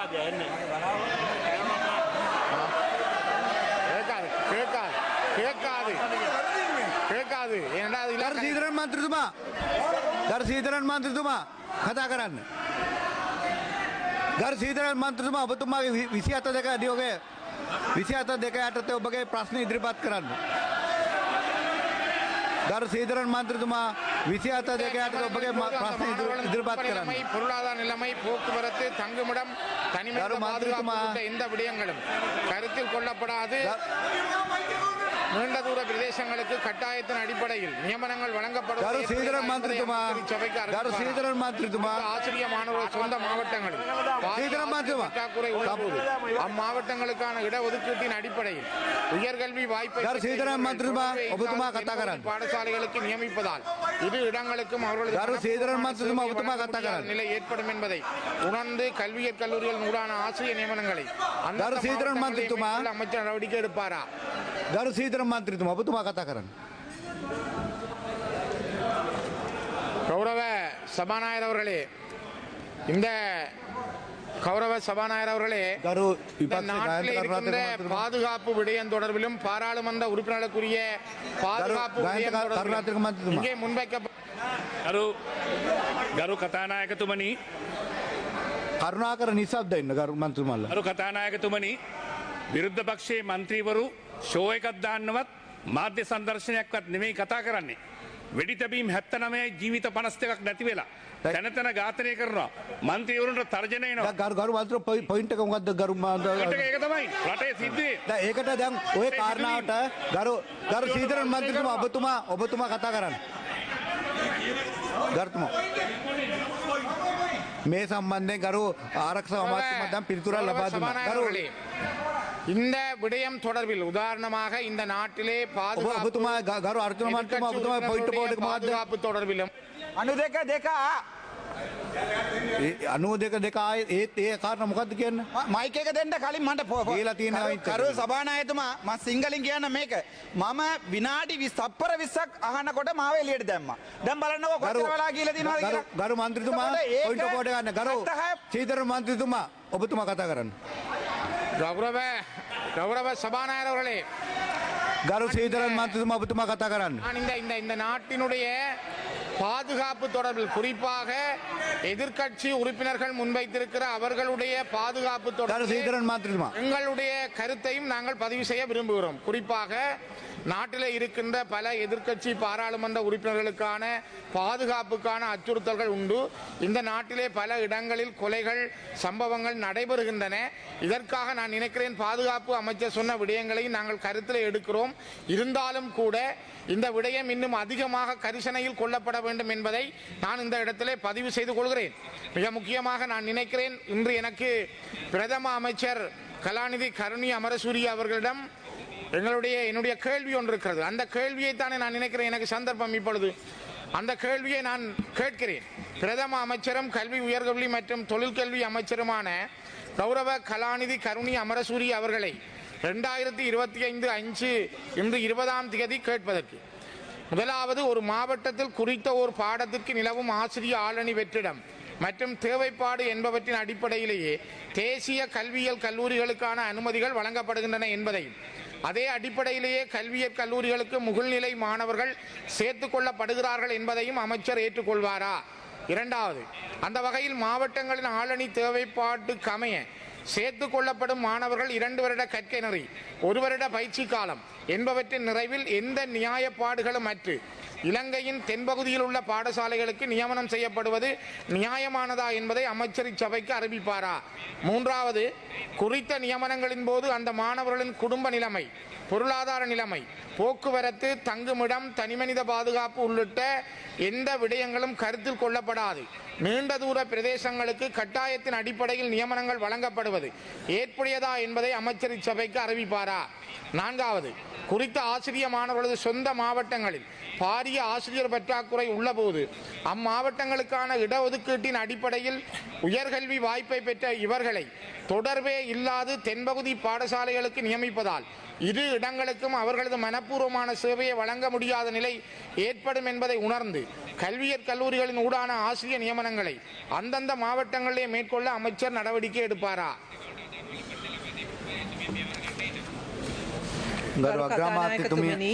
සේවයේ යෙදී සිටින ගුරු භවතුන් විශ්‍රාම යාම නිසා පාසල් පද්ධතියේ ඇතිවන ගුරු පුරප්පාඩු සංඛ්‍යාව සහ එම අවස්ථාව වන විට පවතින ගුරු පුරප්පාඩු සංඛ්‍යාව හා දුෂ්කර ප්‍රදේශවල විෂය විවිධත්වය ඇති කිරීමේ අවශ්‍යතාවය මේ සියල්ලම සලකා බලා විෂය මට්ටමින් ගුරු අවශ්‍යතාවය ගණනය කර එම සංඛ්‍යාවට අනුව විද්‍යාපීඨ තුළ එකවර පහසුකම් සලසා දිය හැකි සංඛ්‍යාව සමග ගලපා බඳවා ගනු ලබන ශික්ෂණලාභීන් සංඛ්‍යාව තීරණය කරනු ලබයි.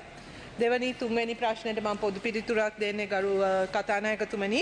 ඉහත පරිදි බඳවා ගන්නා ලද ශික්ෂණලාභීන් ජාතික ශික්ෂණ විද්‍යා ඩිප්ලෝමාව හිමි කරගත් විට ඔවුන්ට විද්‍යාපීඨ අවසන් වසරේ තරඟ විභාග ප්‍රතිඵල අනුව බඳවා ගැනීමේ පදනම සලකා රජයේ පාසල්වල ගුරු පත්වීම් ලබා දෙනු අතර ඔවුන් දිස්ත්‍රික් පළාත් ජාතික පදනමින් බඳවා ගත්තද ස්ථානගත කිරීමේදී අදාළ දිස්ත්‍රික්කයේ අදාළ පළාතේ පුරාපාඩු නොමැති නම් වෙනත් දිස්ත්‍රික් පළාත් වෙත පත්වීම් සඳහා යොමු කරනු ලැබේ.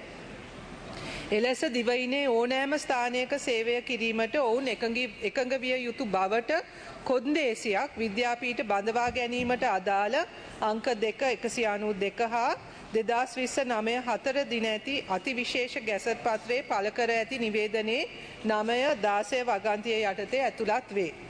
එසේම 2024-10-31 දිනට පළාත් අධ්‍යාපන බලධාරීන් වෙතින් කැඳවන ලද ඒ විෂයට අදාළ පුරාපාඩු ලේඛනය අනුව එම පළාත්වල පළාත් පාසල් සහ ජාතික පාසල්හි පුරාපාඩු නොමැති විෂයන්ට අදාළ ශික්ෂණලාභීන් ඔවුන්ගේ මනාපය ලබා ගැනීමෙන් අනතුරුව එකී විෂයන්ට අදාළව දිවයිනේ පුරාපාඩු පවතින අනෙකුත් පළාත් වෙත ස්ථානගත කිරීමට කටයුතු කරන ලදී. ගරු කතානායකතුමනි මේ පුරාපාඩු පිරවීමේදී ගරු මන්ත්‍රීවරයා මතු කරපු විදිහේ ප්‍රශ්න මතු වෙලා තියෙන බව අපේ අවධානයට ලක් වෙලා තියෙන ඒ පිළිබඳ වාර්තාවත් අපිට වාර්තා වෙමින් පවතිනවා. ඒ නිසා මේ උද්ගත වී ඇති තත්වය මේ පවතින ක්‍රියාදාමය තුල තමයි අපි මේ පුරාපාඩු පුරවලා තියෙන්නේ සහ ඒ පවතින ක්‍රමවේදය තමයි අපි අනුගමනය කරලා තියෙන්නේ.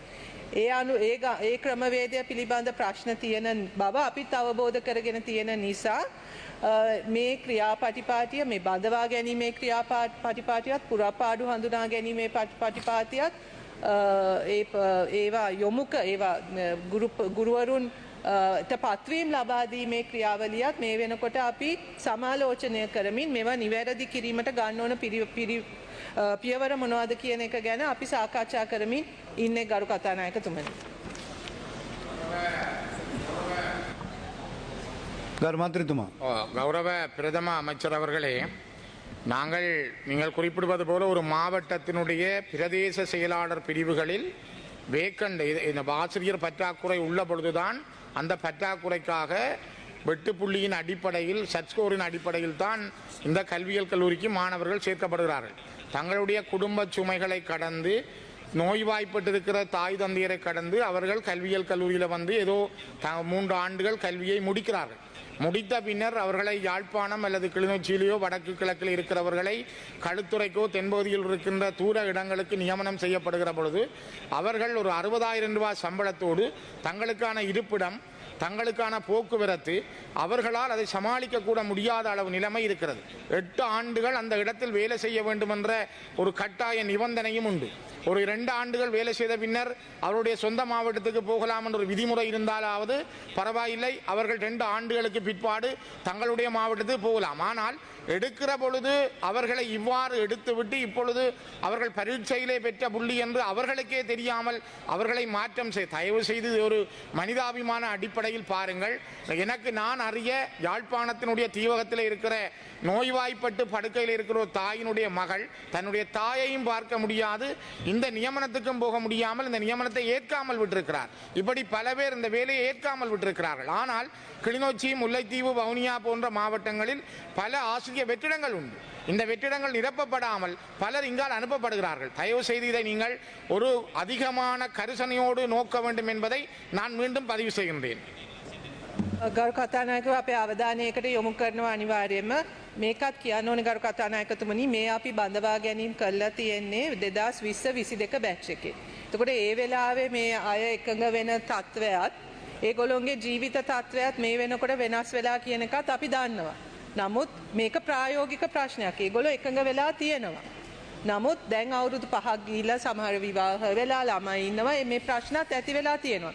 නමුත් අපිට ඒ ගුරුවරුන්ගේ අවශ්‍යතාවය බලනවා වගේ පාසල් පද්ධතිය ගැනත් හිතන්න වෙනවා. ගුරු පුරාපාඩු පුරවන්නත් වෙනවා. ඒක නිසාම තමයි මේක වඩා විධිමත් ලෙස මේ ගුරුවරුන්ගේ පැත්තත් හිතලා පාසල්වල තියෙන අවශ්‍යතාවයත් හදලා ඒක අවශ්‍ය විදියට වෙනස් කරන්න අපි මේ වෙලාවේ කටයුතු කරමින් ඉන්නවා. නමුත් මේ අවස්ථාවේ මේ දීලා තියෙන පත්වීම බාර ගන්න කියන එක තමයි අපිට යෝජනා කරන්න පුළුවන් වෙන්නේ. ඊට පස්සේ මොකක් හරි ක්‍රමවේදයක් තුල අදාළ තැනකට මාරු කර ගැනීම එහෙම නැත්නම් ස්වකැමැත්තෙන් ඒ දකුණේ ඉඳන් උතුරට ගියා යවලා තියෙන අයත් ඉන්නවා. නමුත් ඒ අනුව යම්කිසි එකඟතාවයක් තුළ මාරු කිරීම කරගන්න සහ අවුරුදු 8ක එක තැනක සේවය කරන එක මේ සියල්ලම අපි සලකා බලා මේවා වෙනස් කරන්න අපි කටයුතු කරගෙන යන්නේ. නමුත් කතානායකතුමනි මේ 2020-22 බැච් එක තමයි මේ පත්වීම් ලැබිලා තියෙන්නේ. එතකොට මේක පරක්කු වෙලා කරපු වැඩක්. ඒ නිසා ඒ කාලය තුල ඒගොල්ලොන්ගේ අවශ්‍යතාව ඒගොල්ලෝ 2022 හිටපු තත්ත්වේ නෙවෙයි දැන්. ඒකත් අපි දන්නවා. නමුත් හැබැයි අපිට ක්‍රියාත්මක වෙන්න පුළුවන් අද පවතින ක්‍රියාපටිපාටි අනුව. ඉතින් ඒක වෙනස් කරන්න අපිට යම් කාලයක් අවශ්‍යයි. අපි යෝජනා කරන්නේ මේ දීලා තියෙන පත්වීම ඉස්සෙල්ලා බාර ගන්න. 2 ஆண்டுகள் அவர்கள் நீங்கள் வழங்கப்படுற பிரதேசத்தில் வேலை செய்த பிற்பாடு சொந்த மாவட்டங்களுக்கு செல்லலாம் என்ற விதிமுறையாவது உங்களால் உத்தியோகபூர்வமாக சொல்ல முடியுமா? ඒක අපි සලකා බලන්න ගරු මන්ත්‍රීතුමා. ඒ තියෙන තත්ත්වය අනුව එක එක්කෙනාගේ තත්ත්වය වෙනස්. එක එක්කෙනාගේ එතකොට ඒ අභියාචනා අපි සලකා බලනවා. සමහර අභියාචනා වලට අපි ඉඩ දීලා තියෙනවා. ඉතින් ඒ එක් අභියාචනා එක් තත්ත්වය සලකා බලා තමයි අපිට මේක කරන්න වෙන්නේ. හැබැයි ඒ කිසි දෙයක් කරන්නත් ඉස්සෙල්ලා ඒගොල්ලෝගේ පත්වීම බාර ගන්න ඕනේ. පත්වීම බාර ගන්න නැතුව අපිට මේ කිසි දෙයක් කරන්න බෑ ගරු කතානායකතුමනි. අමාත්‍යන්ත්‍ර නිවේදන ගරු ආචාර්ය ஹரிணி அமர்சூரிய அக்ரமாத்து பாராளுமன்ற உறுப்பினர் சிவஞானம் ஸ்ரீதரன் பாராளுமன்றத்தில் உரையாற்றும் போது அமைதியின்மை ஏற்பட்டது.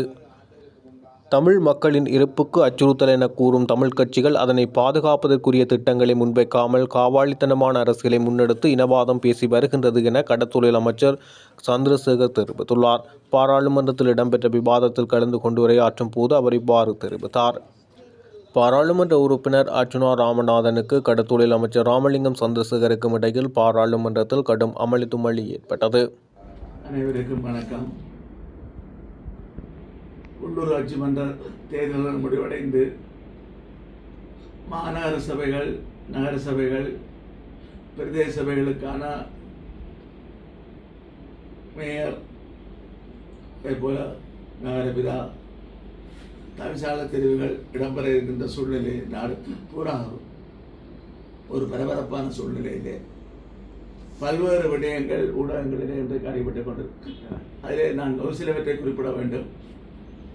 இலங்கை தமிழரசு கட்சியினுடைய பதில் தலைவராக இருக்கக்கூடிய திரு CVK சிவஞானவையா அவர்களும், இலங்கை தமிழரசு கட்சியினுடைய பதில் பொதுச் செயலாளராக இருக்கக்கூடிய திரு சுமந்திரன் அவர்களும் பல விடயங்களை செய்து கொண்டிருப்பதாக ஊடகங்கள் வாயிலாக பல்வேறு வகை அவர்கள் கூறுகின்ற கருத்துக்கள் இருந்து கொண்டிருக்கின்றன. ஆனால் அந்த 2 பேர் காட்டுகின்ற படத்தை பார்த்தால் தந்தை செல்வாவை இவர்கள்லாம் தமிழரசு கட்சியில் சேர்த்து இல்லையோ என்று தெரியவில்லை. அதுபோல படம் காட்டப்படுகிறது. 2004ஆம் ஆண்டிலே கூட தமிழ் தேசிய கூட்டமைப்பாக தேர்தலை சந்தித்த பொழுது சிவஞானவையா அகில இலங்கை தமிழ் காங்கிரஸ் கட்சியினுடைய வேட்பாளர். நாங்கள் 2 பேர் தெரிவு செய்யப்பட்ட அந்த தேர்தலில். அதே போல திரு சுமந்திரன் அவர்கள் 2010 தேசிய பட்டியலில் வந்தவர். எங்களுக்கு அவர் தேசிய பட்டியல் காட்டக்கூடாது. இந்த தேர்தல் முறை 89 வந்த பொழுது கூட முதல் தடவையாக தமிழர் விடுதலை கூட்டணி அந்த தேர்தலை சந்தித்து யாழ்ப்பாண மாவட்டத்தில் சந்தித்த பொழுது கூட அதிலே பார்த்தோமாக இருந்தால் பல 4 தமிழ் கட்சிகள் சேர்ந்து தமிழர் விடுதலை கூட்டணி ஒரு கூட்டை அமைத்திருந்தோம். தமிழர் விடுதலை கூட்டணி, EPRல, டெலோ, ENDL. அந்த தேர்தலிலே போட்டியிடுமாறு தலைவர்கள் அமர்லிங்கமையா, சிவசம்பரமையா அவர்கள் என்னை போட்டியிட்டோம். கேட்ட பொழுது வடமராட்சியிலே நீங்கள் போட்டியிட வேண்டும் சுவாதிக்கும். நீங்கள் தான் தொழிற்சல் மிக்கவர்களுக்கு வடமராட்சியில் வேலை செய்கிறேன். நான் என்னுடைய தாய் மாமனை 70 ஆண்டு தேர்தலில் நான் எதிர்த்தவன். சமூக ரீதியாக பிற்படுத்தப்பட்ட என்று சொல்லப்பட்ட திரு ராசலிங்கம் ஐயாவை நான் ஆதரித்து குடும்பத்துக்கிட்டே பல பிரச்சனை எதிர்கொண்டவன் நான். இப்பொழுது தமிழில் விடுதலை புலிகள் தேர்வு முதல் நான் என்னுடைய தாய்மாமனுடைய வீட்டிலே தான் வந்து தஞ்சமடைந்திருக்கின்றேன். நான் அரச உத்தியோகத்தில் இருந்தாலும் கூட என்னால் இந்த செழிப்பு இல்லாத காரணத்தால் 3 நேர சாப்பாடு தருகிறார். அவரை எதிர்த்து போட்டியிட என்னால் நியாயப்படுத்த முடியும் என்று கூறியதை தலைவர்கள் அமர்லிங்கமை சுதந்திரமையாக ஏற்றுக்கொண்டார்கள். நான் ஒன்றை சொன்னேன், நான் உறுதியாக இருக்கின்றேன் என்று காட்டுவதற்காக என்னை தேசிய பட்டியல் 29ஆகத்தான் போடுங்கள், நான் அதில் எதிர்க்கமாக நிற்கிறேன். இல்லை தம்பி, நீங்கள் உங்களோட பேர் நான் 2ஆக போகிறேன், நான் என்னுடைய பேர் பட்டியலில் முதலாவது. பின்னர் அமர்லிங்கம் ஐயா மட்டக்களப்பில் போட்டியிட வேண்டியது சம்பந்தமுத்து ஐயாவோட முதலாவது பேர். 2வது ஒரு நான் கேட்டுக்கொண்ட புதுபாலை பேர் ஒரு முஸ்லீமுடைய பேர் இடம்பெற்றது. 3வது என்னுடைய பேர். 4வது சதவதுல்லா என்று இன்னொரு முஸ்லீமுடைய பேர். 5வது சூப்பர் திரு சூப்பர் அமரர் சூப்பர் நடேஷ். இன்றைக்கு அந்த 2 தமிழர்களும் இல்லை, புலிகளால் கொல்லப்பட்டார்கள். திரு அமரர் சூப்பர் நடேஷ் அவர்கள் சமூக ரீதியாக பிற்படுத்தப்பட்டவர். மாவட்ட அபிவிருத்தி சபை இது உறுப்பினராக அவர்களுக்கு பிறந்த நாள் அர்ச்சனை செய்ததற்காக அவர் படுகொலை செய்யப்பட்டார். அதே போல சம்பந்தமூர்த்தி ஐயா அவர்கள் மட்டக்களப்பிலே படுகொலை செய்யப்பட்டார். என்னை அவர்களுடைய மறைவுக்கு பின்னர் இந்தியாவினுடைய அரசியல் செயலாளர் திருவண்ணாமலை ஹெலிகாப்டர் மூலம் வந்து ஒழுங்குமாறு இதில் வந்து கேட்டார். திருவாளர்கள் செல்வம் அடைக்கிறனாலும் ஸ்ரீகாந்தா போன்ற 3 அழைத்து நீங்கள் இந்த தேசிய பட்டியல் பதவியை ஏற்றுக்கொள்ள நான் இல்லை, நான் அதை தமிழர் விடுதலை கூட்டணிக்கு கொடுங்கள், நான் தெளிவுக்காக அந்த தேர்தலில் கூட்டாக இருந்தாலும் கூட வேலை செய்த காரணத்தால் எனக்கு தேவையில்லை. பதவிகள் எங்களுக்கு தேடி போக வேண்டும் என்றால் அப்படியே சென்றிருக்க வேண்டும். இப்படியும் தேசிய பட்டியலை பற்றியோ பதவியை பற்றியோ வைத்துள்ள தேவை. இன்னொன்று, மாணவ பராயத்திலிருந்து 10 வயதிலிருந்தே போராட்டத்துக்கு போத்தில் மண்ணிரப்பி கொடுத்தவர்கள் நாங்கள். போலீசாரிடம் வீசப்படுகின்றது. இதை விட 14 வயதிலே நண்பர்கள் குமரப்பா மாத்தியா நான் 3 தமிழ் விடுதலை இயக்கத்திலே சேர சென்ற பொழுது அங்கே தலைவர்கள் அவர்கள் தங்கள் துறை குட்டிமணி, அதே போல தேசிய தலைவர் பிரபாகரன் எல்லோரும் செல்ல கொண்டிருந்த நேரத்திலே உங்களுக்கு 14 வயது சேர்க்கையில் ஆண்டு திருப்பி அனுப்பினார்கள். 73ஆம் ஆண்டிலே மீண்டும் இணைந்து கொண்டோம். அதன் பின்னர் தான் 74ஆம் ஆண்டிலே தமிழக தேசிய தலைவர் அவர்கள் தமிழின் புதிய புலிகள் ஆரம்பித்து, அது பின்னர் 76ஆம் ஆண்டிலே தமிழீழ விடுதலை புலிகள் என்ற மே மாதம் 5ஆம் தேதி பெயர் மாற்றப்பட்டது. அதே போல நாங்கள் சேர்ந்து சில வாரத்துக்குள்ளே, எனக்கு சரியா தேதி ஞாபகம் இல்லை, ஒரு குண்டு தயாரித்து குண்டு தவறுதலாக வெடித்து, தவறுதலாக இல்லை அவர்கள் பனைகளை பார்த்திருக்கார்கள், இருந்தால் இதில் பனம்பழம் விழுந்தால் தென்னைக்கு கீழே இருந்திருக்கார்கள், டோக்கியை கடிச்சு பார்த்துருக்கார்கள், ஒன்றும் விழக்கூடியது இல்லை என்று இருந்த பொழுது சிறு குறும்பைகளை அணில அரித்து அது விழுந்து வெடித்த காரணத்தால் சோதி என்று சொல்லப்படுகின்ற சோது படுகாயப்படுத்தப்பட்டார். பலருக்கு காயங்கள். தலைவர்கள் தங்கத்துறை குட்டிமணி போன்றவர்கள் பாய்ந்து தீயை அணைத்த பொழுது தலைவர் பிரபாகரனுக்கு தொடையிலே, அதுதான் கரிகாலன் என்ற பெயருக்கு அதுவும் ஒரு காரணம். தேடுதல் போயிட்டு நடக்கின்ற பொழுது எங்கள் எல்லாரையும் சாரத்தை திருப்பி காட்ட சொல்லுவார்கள். அந்த எரிகாயம் இருக்கோ இல்லை என்ன தலைவர் பிரபாகருடைய போட்டோ இல்லாத தான் பிறகு அவருக்கு சிகிச்சை எடுப்பதில் நாங்கள் முன்னுகின்றோம். இதை விட நான் அரசியல் பிரிவிலே சேர்த்துக் கொள்ளப்பட்ட பொழுது தலைவர் தங்கத்துறை அவர்கள் விசேடமாக சொன்னார், நீ சிவாஜி மாணவர் பேரவை இளைஞர் பேரவை தமிழர் விடுதலை கூட்டணி செயற்படுங்கள், எங்களுக்கு தேவையான ஒத்துழைப்பை தாருங்கள், மற்ற 2 பேரும் ராணுவ பிரிவிலே இருக்கட்டும், உரப்பாவும் மாத்தியா நீங்கள் அங்கே இருங்கள் சொல்லப்பட்ட அடிப்படையிலே 1973ஆம் ஆண்டு தமிழரசு கட்சியினுடைய ஒரு தேசிய மாநாடு நடைபெற்ற பொழுது, மல்லாகத்திலே நடைபெற்ற பொழுது, வல்வெட்டுத்துறையிலே 4 கட்சிகளை ஒன்றுபடுத்திய பெரியவர் ஞானமூர்த்தி அப்பா அவர்கள், பிரபாகருடைய பெரிய தகப்பனார், அவர் தலைமை வைத்துக் கொண்டிருந்தார். அப்போ தட்டி வேறண்ட அந்த காலத்தில் சொல்லப்படுகின்ற அந்த வேலையை தான் நாங்கள் பிடிச்சு கொண்டு படிக்கிறோம் அப்படின்னு கொண்டு நான் அரைக்காச்சட்டையோட சென்றேன். அப்பொழுது சொன்னார், தம்பி இது தமிழரசு கட்சி மாணவர் அணி அல்ல, இது வாலிப முன்னணி. போய் வீட்டில் போய் வேட்டி கட்டி வந்தாங்க. இப்பொழுது கூட அடிக்கடி வேட்டி கட்டுறது எனக்கு அந்த ஞாபகம். நீங்கள் இந்த நேற்று புத்தராத்து வந்து எங்களுக்கு பாடம் படிப்பீங்க. சரி, பரவாயில்ல, நீங்கள் நாட்டே பெரிய கட்சி இருங்க. ஆனால் தேர்தலில் கூறிய விமர்சனங்களை பற்றியெல்லாம் கருத்து சொல்கிறீர்கள். தமிழரசு கட்சி 5000 ரூபாய் காசை பறக்க விட்டது, கால்போத்தில் சாராயங்களை பறக்க விட்டது என்று சொன்னது என்று சொல்லிவிட்டேன் என்று நான் சொன்ன விடயம் சரி, நீங்கள் தவறாக புரிந்து கொண்டிருக்கிறீர்கள். நான் சொன்னது தவறான விதத்திலே சொல்லிவிட்டேன். உண்மைதான், இதுதான் நிலைமை. நான் சொல்ல விருப்பம் என்னென்றால், ஒரு ஆதரவாளர்கள் இதை செய்தார்கள். தமிழரசு கட்சி தலைமைப்படம் இதை செய்யுமாறு கூறியிருக்காது, அது எங்களுக்கு தெரியும். ஆகவே அவ்வாறு உங்களுக்கு மனதிலே ஏதாவது நெருடல்கள் அல்லது உங்களுக்கு அதிலே கஷ்டங்கள் இருந்தால் அதுக்காக என்னுடைய மேவத்தத்தை நான் தெரிவிக்க கடமைப்பட்டிருக்கேன். அதுபோல எங்களோட தரப்பிலிருந்து யாராவது தவறுதல் செய்திருந்தால் விமர்சனங்கள், அதிகாரங்கள் போன்றவற்றை எல்லாம் மறப்போம், மன்னிப்போம் என்ற செய்யப்பட வேண்டும். கடந்த சில வாரங்களுக்கு முன்னர் ஒரு தொலைக்காட்சிக்கு கொடுத்த, தனியார் தொலைக்காட்சிக்கு கொடுத்த பேட்டியிலே இலங்கை தமிழரசு கட்சிக்கு வாக்களித்ததற்கு நன்றி, அதே போல ஜனநாயக தமிழ் தேசிய கூட்டணிக்கு வாக்களித்தவர்களுக்கு நன்றி, தமிழ் மக்கள் கூட்டணிக்கு வாக்களித்தவர்கள் நன்றி, எங்களுடைய அணிக்கு வாக்களிக்கிறது நன்றி என்று கூறுகிறேன். ஏன்னா தமிழ் தேசிய அணிகள் எல்லாவற்றுக்கும் அவ விதியை திரும்பி கேட்டிருக்கலாம் யாராவது, அப்போ சாராயம் கொடுத்தவருக்கும் போத்திர வீசினவருக்கும் ஏன் நீங்கள் நன்றி சொல்கிறேன். அவை வாக்காளர்கள் எல்லாரும் நான் நல்ல வகையிலே வாக்களித்திருக்காரு. எங்களுடைய பேராசிரியர் ஒருவர், ஓய்வு பெற்ற பேராசிரியர் கர்நாடகி சபா ராஜேந்திரன் கூறுகிறார், சிவாஜி, நீங்கள் இவ்வாறு மக்களை குறை சொல்வதை தடுத்து விடுங்கள். ஒரு சிலரை நீங்கள் இவ்வாறு சொல்வதன் மூலம் முழு மக்களுடைய மனம் புண்படும். அவை இவ்வாறான கருத்துக்களை எதிர்காலத்தில் தெரிவிக்க வேண்டாம். நான் அதை ஏற்றுக்கொண்டிருக்கேன். அவை தேர்தலிலே நீங்கள் தவறு செய்தால் அந்த முறைப்பாட்டை மாத்திரம் பதிவு செய்து விட்டுட்டு பொது வழியிலே கருத்தை சொல்லக்கூடாது. அதை நான் ஏற்றுக்கொண்டிருக்கேன். அவை இந்த வகையிலே தான் தமிழரசு கட்சியிலே அவ்வாறு இருந்து கொண்டிருந்த நேரத்திலே தான் 76ஆம் ஆண்டிலே வட்டுக்கோட்டையிலே தீர்மானம் எடுக்கப்பட்டபோது, வட்டுக்கோட்டையிலே பருத்தரத்துறையிலிருந்து 15 பேராளர்களிலே ஒருவராக, டெலிகேட்லே ஒருவராக, 19 வயதில் குறைஞ்ச பேராளனாக கலந்து கொண்டவன் நான். மே மாதம் 14, 15ஆம் தேதி 1976 49 வருடங்களுக்கு முதல் மாநாட்டிலே கலந்து கொண்டேன். அப்பொழுது கூட அமரர் ஜிஜி பொன்னம்பலத்தினுடைய பேர் பிரஸ்தாபிக்கப்பட்ட பொழுது நாங்கள் ஆட்சேபித்தோம். தந்தை செல்வா கும்பிட்டு கொண்டு சொன்னார், எல்லாம் பொறுமையாக இருக்கின்றன இருந்தோம். அதனுடைய பிரதிபலனை நாங்கள் பார்த்தோம். அந்த தீர்மானத்தை வெளியிடக்கூடாது என்று இலங்கை அரசாங்கம் தடுத்த பொழுது சட்டத்தை பாவித்து 90% அடித்து யாழ்ப்பாண பஸ் நிலையத்திலே, பேருந்து நிலையத்திலே விநியோகித்த பொழுதுதான் தலைவர்கள் அமிர்தலிங்கம் ஐயா அவர்கள், அதேபோல் அமரர்கள் EN நவரத்தினம், அதேபோல் காப்பூரத்தினம் ஐயா, துரத்தினம் ஐயா 4 பேர் கைது செய்யப்பட்டது.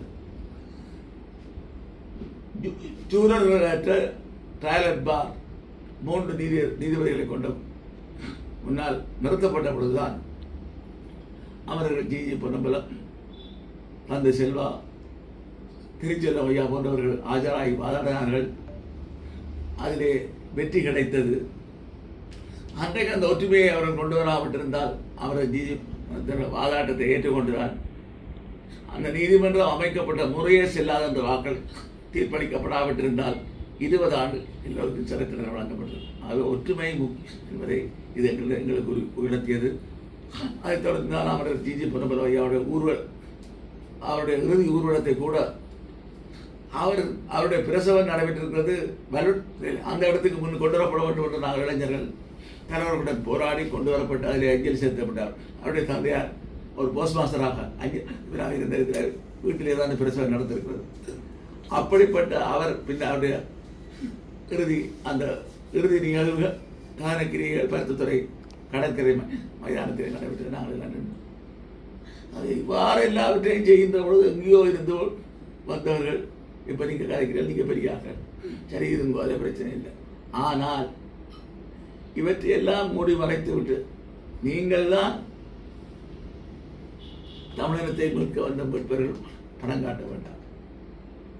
ஆயுத போராட்டத்தை சந்தித்தவர்கள் நாங்கள். இதே போல தமிழர் விடுதலை கூட்டணி 76ஆம் ஆண்டிலே ஒரு போராட்டத்தை அறிவித்தது. பட்டுக்கோட்டை தீர்மானம் முடிந்தவுடன் சிறை நிரப்பும் போராட்டம் என்று. ஆனால் பருத்தித்துறையிலே சிதம்பரம் ஐயா வழிநடத்த வந்திருந்தார். அப்பொழுது எம்பியாக இருந்த ஜெயக்குடி ஐயா வீட்டிலே தான் நீதிமன்றத்தை அருகே அந்த வீடு குழுமிய பொழுது 12 பேர் தான் நாங்கள் இருந்தோம். மற்ற இடங்களில் சில இடங்களில் எல்லாம் 100 இடங்களிலே போராட்டத்துக்கு தருகிறார்கள். தம்பி பண்டிதர் விடுதலை புலிகளுடைய தளபதியாக பின்னாலே வந்தவர் அரைக்காய்ச்சல் வந்தார். சிதம்பரம் தம்பி நீங்கள் கொஞ்சம் ஒதுங்கி. இன்னொரு ஐயா அவர் 75 பேரை கடத்தி எல்லாம் தலைமுழு பெண்முடி ஐயா நீங்களும் ஓரமாக இல்லைங்கள். தம்பி சிவாஜிலிங்கம் நீங்கள் மாவட்ட நீதிமன்ற போராட்டத்துக்கு தரதாங்கள். தம்பி பாலகிருஷ்ணன் பின்னாலே சட்டத்தரணியாக வந்தவர். அவர் மாவட்ட நீதிமன்றத்துக்கு தரதாங்க அப்படின்னு சொல்லிவிட்டு எல்லாம் ஆயத்தம் கொண்டிருந்த பொழுது பாலகிருஷ்ணனுடைய தந்தையார் ஓடி வந்தார். ஐயோ நீ போனால் லோயரா வரையலாம் பாடாண்டு எடுத்துக்கொண்டு போகும் பொழுது சிவாஜி நீங்கள் 2க்குமே நீங்களே தலைவதாங்கள். நாங்கள் சென்றோம், நீதிமன்றத்தை குழப்பினோம். பொறுத்தார் எடுத்து அந்த ரோட்டில் எறிந்தார்கள். பின்னர் திருப்பி மதில் ஏறி குதி நீதிமன்றத்துக்கு நுழைந்து மாவட்ட நீதிமன்றத்தை முற்றுகையிட்டு நீதிமன்ற இருக்கையில் நாங்கள் இருந்தேன்.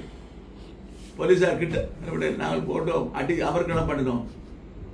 திரும்பி வருகின்ற பொழுது எங்களுக்கு செய்தி வருகிறது, யாழ்ப்பாணத்திலே போராட்டம் நடத்திய தந்தை செல்வா நீதிமன்றம் கலை சிறை வைக்கப்பட்டார். ஆனந்த் சங்கரியா கிளிநொச்சியிலே பிடிக்கப்பட்டவர் எம்பி சிறைச்சாலை உடுப்பு அணியப்பட்டு சிறைச்சாலைக்கு கொண்டு செல்லப்பட்டார். வரலாறு எல்லாம் இவர்களுக்கு நாங்களே சொல்லிக் கொடுக்க வேண்டியது வேண்டாம். ஒரு நாளைக்கு வாங்க, நாங்கள் கிளாஸ் எடுக்கிறோம் எப்படி இந்த கட்சிகள் வளர்ந்தேன். அதெல்லாம் வேண்டாம். அது இப்போ மக்களுக்கும் அது எவ்வளவு தூரம் நொந்து போயிருக்கிறார்கள். அவே எங்களுக்கு நீங்கள் படம் காட்ட வேண்டாம். நீங்கள் சொன்னதை செய்ய போகிறீர்களா இல்லையா என்பதுதான் கேள்வி. நீங்கள் முதல் நிலை பெற்றவர்களுக்கு முன்னுரிமை கொடுக்க போகிறீர்கள் என்றால் நாங்கள் சார்ந்த தமிழ் தேசிய பேரவை ஒன்றை சொல்லி இருக்கிறது. 4 சபைகளிலே தான் நாங்கள் போட்டிக்கு நிற்போம். 3 சபைகளிலே நாங்கள் முன்னணியில் இருக்கிறோம். மயிலாடுதுறை நகரசபை, பருத்தித்துறை நகரசபை, சாவச்சேரி நகரசபை, இன்னொன்று ஊர்காவத்துறை பிரதேச சபை. அதிலே தமிழ் தேச அணிகளிலே நாங்கள் முன்னிலை பெற்றிருக்கோம். முதலாவது இடத்திலேயே பிரிவு வந்தார். அது இந்த 4 இடத்திலே தான் போட்டியிடுவோம் கூறியிருக்கிறோம். நீங்கள் போட்டிக்கு வருவீர்களாக இருந்தால் உதாரணத்துக்கு மயிலாடுதுறை நகரசபை எடுத்துக்கொள்வோம். 9 வட்டாரங்களிலே 7 வட்டாரங்களிலே நாங்கள் வெற்றி பெற்றோம். 2 இலங்கை தமிழ் கட்சி. அங்கே 60க்கு 40 6 போனஸ் ஆசனங்கள் நிர்ணயிக்கப்பட்டிருந்தது. நாங்கள் வீராசாரத்தை விட வட்டாரங்களை கூட பிடித்தால் ஓவர் ஹேங்கிங் என்று கடந்த 2018 2 கூடினார்கள். இந்த முறை 1 கூட்டி 7 போனஸ் ஆசனங்களிலே 3 போனஸ் ஆசனங்கள் இலங்கை தமிழரசு கட்சிக்கும், 3 போனஸ் ஆசனங்கள் ஏபிபிக்கு, என்பிபி தேசிய மக்கள் சக்திக்கும், 90 வாக்குகளை பெற்று இபிடிபி 1 ஆசனத்தை பெற்றது. 1 போனஸ் ஆசனம் சென்றிருக்கிறது. அவை எண்கணிதத்திலே எங்களுக்கு ஒரு 100 வாக்கு கிடைத்திருந்தால் 1 போனஸ் ஆசனத்தை பெற்று 8ஆக வந்திருக்கும். அது 50% மேலே 16ல் 8 வந்தவுடன் எங்களுடைய கட்சியுடைய பொதுச் செயலாளர் திரு கைதரபார் பொரும்பலம் தலைவரையும் துணைத் தலைவரையும் கடிதம் போல அனுப்ப வாய்ப்பை பெற்றிருப்போம். அது நழுவும். எது அப்படி இருந்தாலும் தமிழரசு கட்சி வேட்பாளர் நிறுத்த முடியும், தேசிய மக்கள் சக்தியை நிறுத்த முடியும் என்றால் 3 பேர் இருக்கிறார்.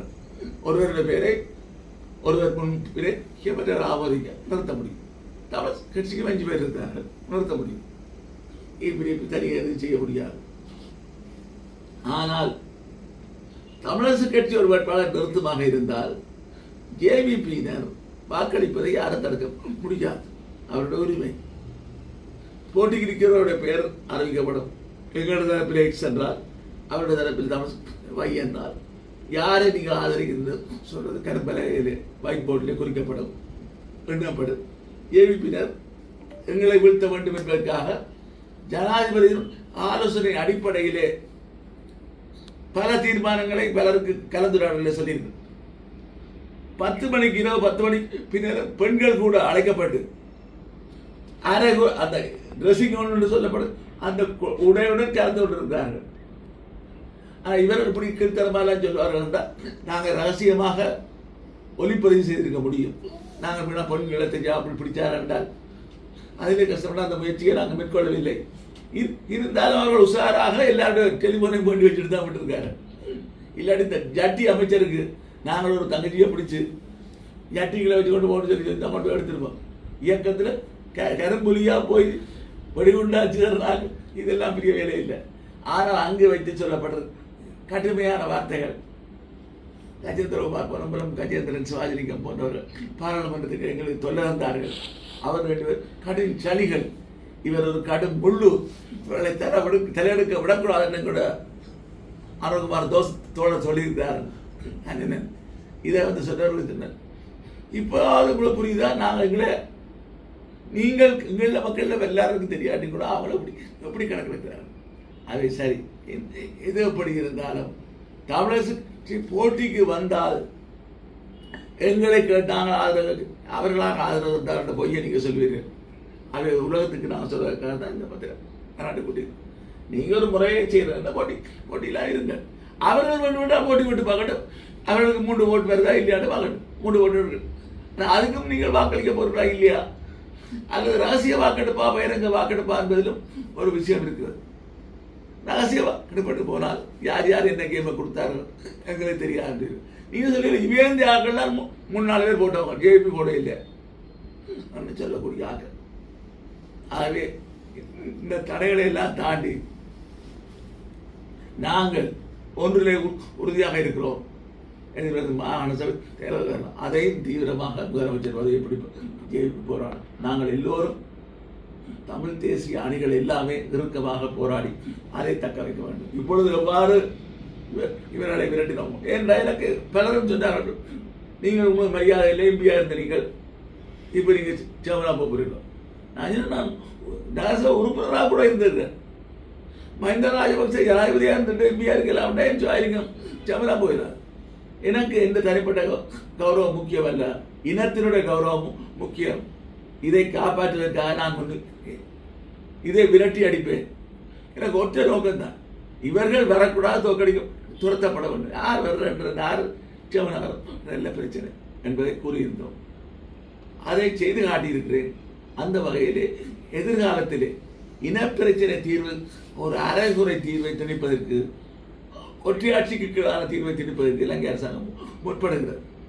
வடக்கு கிழக்கு மாகாணத்திலே 19 தமிழ் பாராளுமன்ற உறுப்பினர்கள், அதில் 8 பேர் இலங்கை தமிழரசு, 8 பேர் ஜேவிபி, 1 நண்பர் கஜேந்திரகுமார் பொன்னம்பலம், இன்னொன்று திரு செல்வமடைக்கலனார், இன்னொன்று டாக்டர் அர்ஜுனா. அவை 19 பேர் 10 பேர் ஒரு பக்கம் நின்றார்களாக இருந்தால் நிச்சயமாக அரைகுறை தீர்வை திணிக்க முடியாது. அதுக்கு இலங்கை தமிழரசு கட்சியோட ஆதரவு எங்களுக்கு தேவை. ஒருவர் கூட இல்லாமல் 2 பேர் விரிஞ்சு போனால் கூட எங்களுக்கு கஷ்டம். அவை இலங்கை தமிழரசு கட்சி உட்பட அத்தனை பேரும் ஒரு பொது நோக்கத்தோடு, பொது கோரிக்கையோடு நாங்கள் சேர்ந்து செயற்பட வேண்டும். எலெக்ஷன்கள் வரும், தேர்தல் வரும் போகும், பதவிகள் வரும் போகும். அதற்காக தமிழ் மக்களுடைய மனதிலே இருக்கக்கூடிய அந்த அவாவை, வேண அவாவை நாங்கள் நிறைவேற்ற வேண்டும். பார்த்தமாக இருந்தால் முள்ளிவாய்க்கால் முற்றத்திலே பல 10,000 கணக்கிலே மக்கள் திரண்டிருந்தார். அவருடைய உணர்வு சாகவில்லை. மக்களை நீங்கள் திசைகாட்டி பக்கம் தள்ளாதீர்கள். அதை இந்த தேர்தலிலே நாங்கள் மிகவும் ஒற்றுமையாக சபைகளை சுமூகமாக நடத்தி காட்டுவோமா இருந்தால் மாத்திரத்தான் மக்கள் அடுத்த முறை மக்களுக்கு பின்னால் அடித்திருந்தார். தேர்தலாக இருக்கட்டும், என்னவாக இருக்கிறது. ஆகவே நாங்கள் மிகவும் பணிவோடு கேட்டுக்கொள்வது, பதவிகளுக்காக சண்டையிடாமல் விட்டுக் கொடுப்புடன் இந்த தமிழினத்தினுடைய ஒற்றுமையை காப்பாற்றி அனைத்து கட்சிகளும் பங்கெடுக்க வேண்டும். எங்களுடைய தரப்பிலே தமிழ் தேசிய பேர் பொறுத்தவரையிலே நாங்கள் மிக இறுக்கமாக, நான் சார்ந்த தமிழ் தேசிய கட்சியாலே மிக இறுக்கமாக போராடும் என்பதை நாங்கள் திட்டவட்டமாக கூறிக்கொள்ள விரும்புகிறோம். ஏனென்றால் இது ஒரு பிரச்சனை, தற்காலிகமான பிரச்சனை அல்ல, இனப்பிரச்சனை தீர்வை எதிர்வரும் செப்டம்பர் மாதத்திலே இந்த ஜெனீவாவிலே முக்கியமான தீர்மானங்கள் வர இருக்கின்றன. கனடாவிலே நினைவிடம் நிறுவப்பட்டிருக்கிறது, தமிழின படுகொலை நினைவிடம். அதே போல ஒரு நினைவில்லத்தை பள்ளிக்கூடத்துறையில் நிறுவுவோம் என்று நாங்கள் தேர்தல் வாக்குறுதியை கூறியிருக்கின்றோம். பிரம்டனில் இருப்பது போல ஒன்றை நாங்கள் நிறுவோம். இதுக்கு மேலதிகமாக ஒரு மாவீரர் நினைவுத்தூவி நிறுவப்படும் என்று சொல்லியிருக்கிறோம். இது தேர்தலில் எங்களுடைய அணி ஆட்சி கூட வேறு நாள் என்ன ஏறாவிட்டால் என்ன அந்த பணியை நாங்கள் மக்களிடம் பணத்தை திரட்டி ஒரு தனியார் காணியை விலைக்கு வாங்கி அது பள்ளிக்கூடத்துறை நகரிலே அது கட்டி எழுப்பப்படும். இதே போல பல விடயங்களையும் அறிவித்திருக்கிறோம். தமிழ தேசிய தலைவர் மேதர் பிரபாகரன் அவர்களுடைய பெற்றோருடைய ஞாபகார்த்தமாக ஒரு மின்சார மேடை அமைக்கப்படும் என்றும் அதே போல் ஒரு 1 கோடி ரூபாய்க்கு மேற்பட்ட செலவிலே பள்ளிக்கூடத்தில் மாவட்ட வைத்தியசாலையிலே ஒரு கதிரியக்க சிகிச்சை பிரிவு நிறுவப்பட்டு அமரர்கள் வேலுப்பிள்ளை பார்வதி பிள்ளையுடைய பெயர் சூட்டப்படும். எல்லாம் பகிரங்கமாக கூறியிருக்கோம். இது எந்த தடைகள் வந்தால் இது எல்லாத்தையும் நாங்கள் ஆட்சிக்கு போகிறோமோ இல்லையோ நிறைவேற்றுவோம், நிறைவேற்றி காட்டுவோம், அதை நோக்கி பயணிப்போம். ஆனால் இது வார எங்களுக்கு சந்தர்ப்பம் கிடைக்குமாக இருந்தால் நாங்கள் அந்த பணிகளையும் அந்த நகரசபை பணிகளையும் இல்லாவிட்டால் நாங்கள் ஒரு பொறுப்புள்ள எதிர்கட்சியாக அந்த சபையிலே செயற்படுவோம் என்பதைத்தான் இந்த இடத்திலே என்னால் கூறிக்கொள்ள முடியும். நன்றி, வணக்கம். குறிப்பாக நீங்கள் பள்ளிக்கூடத்துறை நகர சபையில் வந்து தற்போது உறுப்பினர் ஆவதில் ஏதாவது சிக்கல் இருக்கா? இல்லை, அந்த 9 வட்டாரங்களிலே 9 பேரை நிறுத்தியிருந்தோம். 7 பேர் வெற்றிருக்கிறார்கள். அதில் அகில இலங்கை தமிழ் காங்கிரஸ் தமிழ் தேசிய கட்சிக்கு தலைமை பதவி தரப்பட்டாலும் நீங்கள் விரும்பியவாறு ஆட்களை போடுங்கள் என்று தலைவர்கள் காட்டினாலும் கூட அங்கே இருக்கக்கூடிய உள்ளூரில் இருக்கக்கூடிய அகில இலங்கை தமிழ் காங்கிரஸ் கட்சியுடைய கோரிக்கைக்கு இன்னும் கொஞ்சம் கூட விட்டு கொடுத்து நான் போட்டியிட இருந்த வட்டாரத்தை தமிழ தேசிய தலைவருடைய வீடு என்னுடைய வீடு 100 அந்த வட்டாரத்தை கூட நாங்கள் அவர்களுக்கு நான் விட்டு கொடுத்து நான் போனஸ் பட்டியலிலே இருந்தேன். போனஸ் எங்களுக்கு துரதிர்ஷ்டவசமாக ஒன்றும் கிடைக்கவில்லை. ஆனால் இந்த 7 பேரிலே ஒருவர் விலையினால்தான் நான் அதுக்குள்ளே உறுப்பினராக வந்து நகரசபை தலைவரை செல்ல முடியும். ஆனால் அவர்கள் எல்லோருமே தயாராக இருக்கிறார்கள். வேற இன்னொரு வதந்தியை கட்டவிழ்த்து விட்டிருக்கிறார்கள். இவருக்கு ரிசைன்மெண்ட் கொடுக்க ஒருத்தரும் தயாரில்லை. 7 பேரும் தயாராக இருக்கிறார்கள். அவர்கள் சொல்றார்கள் அப்படி இல்லாட்டி நாங்களே துண்டூலிக்காதங்கிற செலக்ட் பண்ணி எடுங்க வைக்காண்டு. அது என்ன துண்டுங்களுக்கு தேவை, ஒடுங்களுக்கு தேவையில்லை. நான் யாராவது சொல்றேன், நீ அந்த ரிசைன் பண்ணுங்க, நான் வருவோம். நான் 4 வருஷத்துக்கு இருக்க மாட்டேன். உங்களை இளைஞர்களை பயிற்றுவிப்பதற்காக நான் பக்கத்தில் இருந்து ரிசைன் பண்ணி கொடுவோம். குறைச்சி 1 வருஷம் ஆகுது. உங்களை பயிற்று அஞ்சல் ஓட்டம் போகிற தலைமையை உங்களிடம் தந்து விட்டுத்தான் நான் செல்வேன். அது அரசியல் தலைமையாக இருக்கட்டும், ஏதோ இருக்கட்டும். 30கள் 20கள் 30கள் 40கள் 50களில் இருப்பவர்களை நாங்கள் பயிற்றுவிக்காமல் சென்றால் எங்களை இனம் காரை துப்பும், மன்னிக்காது. இதுக்கு முன்னாடி யாரை வளர்த்து விட்டுனோம் இந்த கேள்விகளும். அந்த கேள்விக்கு சரியான பதிலையும் வழங்கிவிட்டு தான் நாங்கள் செல்வோம். ஆகவே அந்த வகையில் நான் உட்பட யாரும் 4 வருஷம் கிளம்ப காணாதே.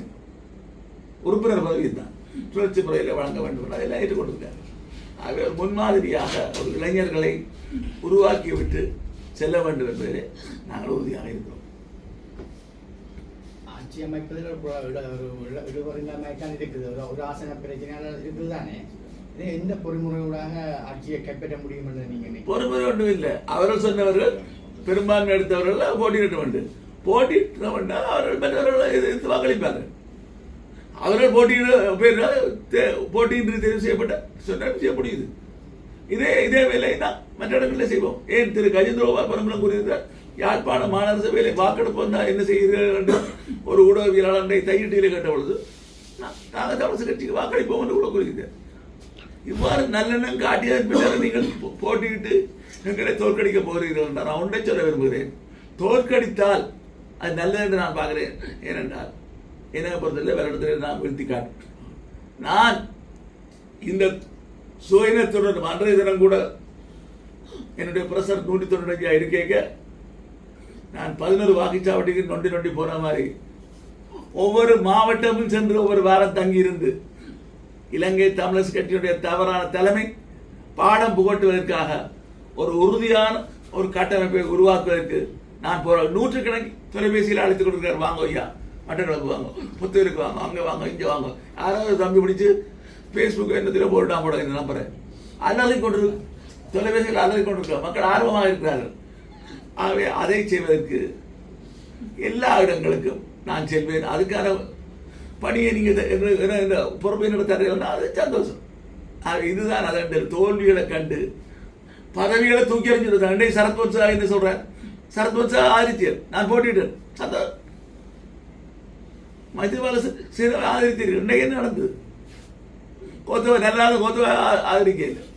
ஆனால் சயித் பிரகாஷ் இன்றைக்கு போர்மத்தி வீரர்கள் தினத்தில் ஆதரவு வழங்குறார். ஆனால் முள்ளிவாய்க்கால் தினத்துக்கு ஏதாவது கருத்து தர இல்லை.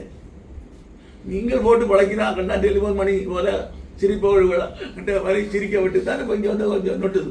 ஆனால் வல்லுடத்துறையில் வாக்காளர்களுக்கு நான் விசேடமாக நன்றி சொல்ல வேண்டும். அதுபோல மற்ற பல சபைகளில் அந்த வட்டாரத்திலே தேசிய தலைவர் என்னுடைய வட்டாரத்திலே யானைக்கு சைவர், கதிரைக்கு சைவர், இன்னொரு வட்டாரத்திலே அவர் ஒரு அப்ப மனைவிக்கும் போட இல்லை. நான் பிரச்சாரத்துக்கு போயிருக்க அவசரம், தம்பி நீங்க போயிட்டு வாங்கன்னு சிரிச்ச சிரிப்பு நான் இவருக்கு போட மாட்டேன் உங்களுக்கு போடுவேன் இருந்தது. அவர் சொல்லிட்டு பார்ப்போம், அந்த வேட்பாளருக்கு தெரியும் தான் போடுறான். அவ தன்னை தவிர வெறும் போட உணர்த்தப்பட்டிருக்கு. ஒரு வாக்கு தான். ரேவடி வட்டாரம் இலக்கம் 3 இலக்கம் உள்ள வட்டாரத்திலே ஒரு வாக்கு கதிரைக்கு. கர்நாடகத்தில் இதே இல்லை. அவங்களோட மக்களும் விஷயங்களை சாய்த்து காட்டியிருக்காரு. அதை போல இந்த திசை ஆட்டி என்று போற வைக்கும் கொஞ்சம் அவர் 3 லைட் வண்டி சந்தியில் ஒழிய விட்டார். இன்றைக்கு 3 போன சாசனம் வந்து அவருக்கு அந்த வட்டாரத்தில் கிடைச்சது 39 வாக்கு தான். அந்த 39 இல்லாமல் சைவருக்கு போயிருக்கணும், 3க்கு போயிருக்கோம். எங்கள்கிட்ட விருப்பம். இன்றைக்கு அவர் போனஸில் போய் குத்த போறேன். வர்றாருப்பா, 2 பொம்பளையிலே கூட்டிட்டு வா, இல்லை ஒரு பொம்பளையை கூட்டிட்டு வா. சரி, நாங்கள் பார்க்குறோம். சரி, அவே எத்தனையோ சமர்க்களங்களை கண்ட எங்களுக்கு, பாராளுமன்றத்தில் எவ்வளோ ரகலைகளை சந்திச்ச எங்களுக்கு, மாகாண சபையை கடந்த எங்களுக்கு, நகர சபையை நடத்திய எங்களுக்கு உங்களுக்கு தெரியும். அந்த நேரத்தில் கொழும்பிலே மேயர் பதவிக்கு 97ஆம் ஆண்டு நான் போட்டியிட்டவன். புலிகளுடன் பேசுங்கள், போர் நிறுத்தத்தை செய்யுங்கள் என்று சிங்களத்தில் 3 மொழிகளில் வைத்து மியூசிக் குரூப்பில் அடித்து நாங்கள் செய்தாங்க. கிழக்கு மாகாணத்திலே நீங்கள் தமிழரசு கட்சி தமிழர் விடுதலை போட்டியிட தயங்கிய நேரத்திலே நாங்கள் போட்டியிட்டு ஆட்சியை திருவண்ணாமலை நகர சபை மன்றங்களை பிடித்தோம். இல்லாட்டி நீங்கள் இன்றைக்கு அதுக்கு பிறகு 94ஆம் ஆண்டு ஆகஸ்ட் மாதம் பாராளுமன்ற தேர்தல் வரைக்கும் ஓடியிருந்தோம். அப்போ அன்றைக்கு யூஎன்பி பிடிச்சு கொண்டு போயிருந்தார். அன்றைக்கு தேர்தல் அன்று டெலோனுடைய தலைவராக இருந்த திரு வினோதலிங்கன் கோன்சாப்பு நான் மக்களை சந்திச்சு மேற்பார்வை செய்த போலீசாரால் கைது செய்யப்பட்டு சிறை போலீஸ் நிலையத்திலே கொண்டு திருவண்ணாமலை போலீஸ் நிலையத்தில் வைக்கப்பட்டிருந்தோம். நான் தேர்தல் ஆணையாளருடன் பேசிய பின்னர் தான் நாங்கள் விடுதலை செய்தோம். அதே போல எங்களுடைய பாராளுமன்ற அந்த நிலையத்தில் இருந்த மட்டக்களப்பு திரு கருணாகரன் அவர்கள் களவாஞ்சிக்குடியிலே ஏஎஸ்பி சேட்டில் பிடிக்கப்பட்டு சிறை கூண்டுகளை கொண்டு போடப்பட்டு 5 வாக்கு நாங்கள் தோற்கடிக்கப்பட்டிருந்தோம். இது மாதிரி எத்தனை அடாவடிகளை அரசாங்கம் இருக்கிறவர்களை சொன்னவர்கள் அரசாங்கங்களுக்கு என்ன காட்டி நாங்கள் அவர்களுக்கு நெத்திய போல ஆயுதம் இல்லாமல் 97ஆம் ஆண்டு தேர்தலுக்கு இங்கே வந்து தொடங்கினோம். எல்லா இயக்கம் இபிடிபி இபிஆர்லாம் புலட்டு எல்லாரும் வைத்துக் கொண்டு பொழுது எந்த தலைமையிலே நாங்கள் வந்து தொடங்கி 12 ஆண்டுகளுக்கு பிறகு வெள்ளத்துறை கைப்பற்றி காட்டினோம். அந்த உறவு தான் நீண்ட காலத்திலே பின்னர் அது தமிழ் தேசிய கூட்டமைப்பாக மலர்ந்தது. எதை செய்ய கொண்டு இறுக்கமாக நிற்கிறோமோ அதுக்கு மக்கள் ஆதரவு தருவார்கள், புலிகளும் ஆதரவு தந்தார்கள். நாங்கள் எங்களுக்கு இல்லாட்டி அவர்களும் நாங்களும் மோதலில் இருந்தோம், கொலைப்பட்டியலில் நாங்கள் இருந்தோம். அது வேறுபடி. ஆனால் அவர்கள் நாங்கள் சரியாக செயற்படுகிற எங்களை அணைத்தார்கள். நாங்களும் சேர்ந்து வேலை செய்தோம். துரதிர்ஷ்டவசமாக 22 நாடுகள் சேர்ந்து இந்த போராட்டத்தை ரசிக்கின்றனர். ஆகவே இது இறுதி கட்டத்தை நெருங்கிக் கொண்டிருக்கிறது. எங்களுடைய கண் முன்னாலேயே நாங்கள் எங்களுக்கு ஒரு தீர்வை வென்றெடுக்கும் வாய்ப்புகள் மிக பிரகாசமாக இருந்து கொண்டிருக்கிறது. அதை நோக்கி நாங்கள் பயணிப்பதற்கு இந்த உள்ளூராட்சி மன்றங்களையும் மற்றவர்களையும் நாங்கள் பயன்படுத்துவோம். ஈழ மக்கள் ஜனநாயக கட்சி ஏற்கனவே தங்களுடைய அணிக்கு ஆதரவு தராது என்று தெரிவித்திருக்கின்றது. இதேவேளை தமிழரசு கட்சி ஈழ மக்கள் ஜனநாயக கட்சியினுடைய ஆதரவை எதிர்பார்ப்பதாக தெரிவித்திருக்கின்றது. இதேவேளை வல்வெட்டித்துறை நகர சபையில் தங்களுக்குரிய ஆதரவை தந்தால் என்ன செய்வது? ஈழ மக்கள் ஜனநாயக கட்சி வாக்கெடுப்பு நடந்தால் தானே நாங்கள் கேட்க மாட்டோம். அதில் அவருடைய ஆதரவு நாங்கள் கேட்க மாட்டோம். இவர் சோதனை சொல்கிற மாதிரி அவைகளாக போட்டு நாங்கள் என்ன செய்யறது. ஆகவே வாக்கெடுப்பு என்ற ஒன்று நடந்தால் நாங்கள் போய் அரை கேட்கல எங்கள் ஆதரவு தாங்க. வாக்கெடுப்பையே நாங்கள் விரும்பவில்லை. அது நீங்கள் சொன்னதை செய்யுங்கள். அது தனியாக இளமக்கள் ஜனநாயக கட்சி போட்டி நிற்க முடியாது. ஒருவர் தன்னைத்தானே பிரிக்கலாம், ஆமதிக்கலாம். அதே மாதிரி ஜேவிபி போட்டியிடலாம். 3 பேர்கிட்ட ஒரு ஆள் பேர் ஒரு ஆள் பேர் ஒரு ஆள் பிரிச்சு ஒரு ஆள் ஆமதிச்சு அவர் நிற்கலாம். அந்த நேரத்தில் கூட தமிழக கட்சி என்ன செய்ய வேண்டும், வாக்களிப்பிலே நடுநிலையாக இருக்க வேண்டும். இல்லை எங்களுக்கு அங்களே ஆதரிக்க வேண்டும். நாங்கள் இப்போ யாழ்ப்பாணமாக சரி அவர்களுக்கு வாக்களிக்க சொன்னோம், அது ஆதரிக்கலாம், அது நடுநிலையாக இருக்கலாம். இதை விடுத்து மற்றவர்களுடன் பேச்சுக்கு இடமில்லை. 75 விழுக்காடு 16 பேர்ல 12 பேர் 5 பேர் தமிழக கட்சி நாங்கள் 75% இருக்கிறது. நாங்கள் 2 தேசிய அணிகளும் இணைந்தால் அவர்கள் சபையில் இருக்க போகிறார்கள். அவர்களை சமம் போல் காசு தர மாட்டோம் என்று சொல்லியதில்லை சபைகளுக்கு. யார் சொல்றாரு இந்த அமைச்சர்? இல்லை, அமைச்சர் விமல் ரத்நாயக்க சொல்றார் எங்களுடைய பாராளுமன்றத்தை நாங்கள் அவ்வாறு செய்ய மாட்டோம். இந்த கடந்த தேர்தலில் நான் எங்களுடைய தலைவருக்கு கூறியிருந்தேன், 17 உறுப்பினர்களுக்கு சமமான ஒதுக்கீட்டை வழங்கும் அரசாங்க கட்சி என்ன பேதம் வேண்டாம். 16 பேருக்கும் சமமாக நடத்தப்படுவார்கள். நாங்கள் பதவியேற்றால் நாங்கள் பதவியேற்று காட்டி எங்களுக்கு என்ன நடக்க வேண்டும் எங்களுக்கு தெரியாது.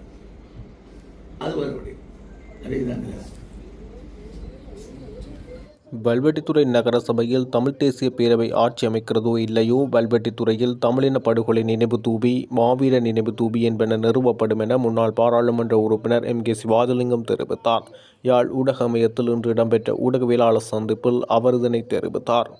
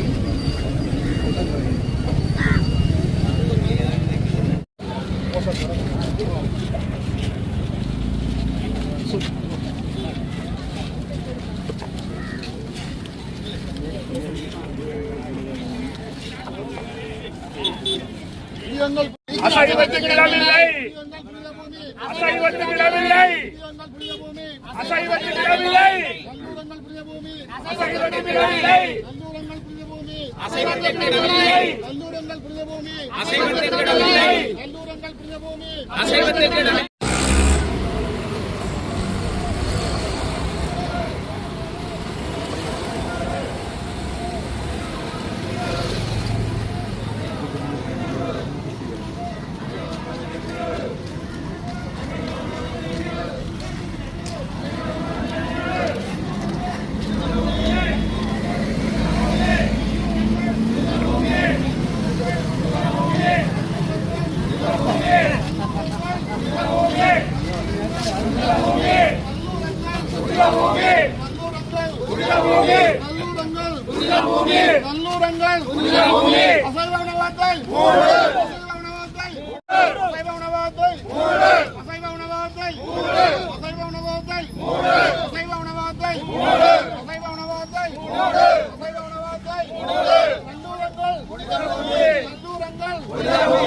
கலாச்சார பூமியில்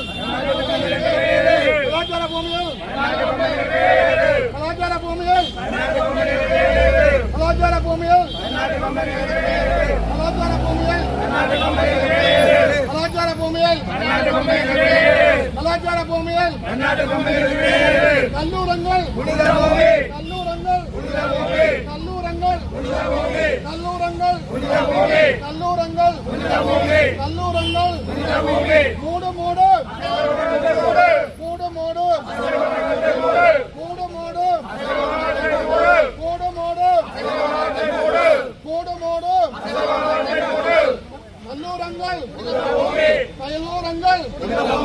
கலாச்சார பூமியில்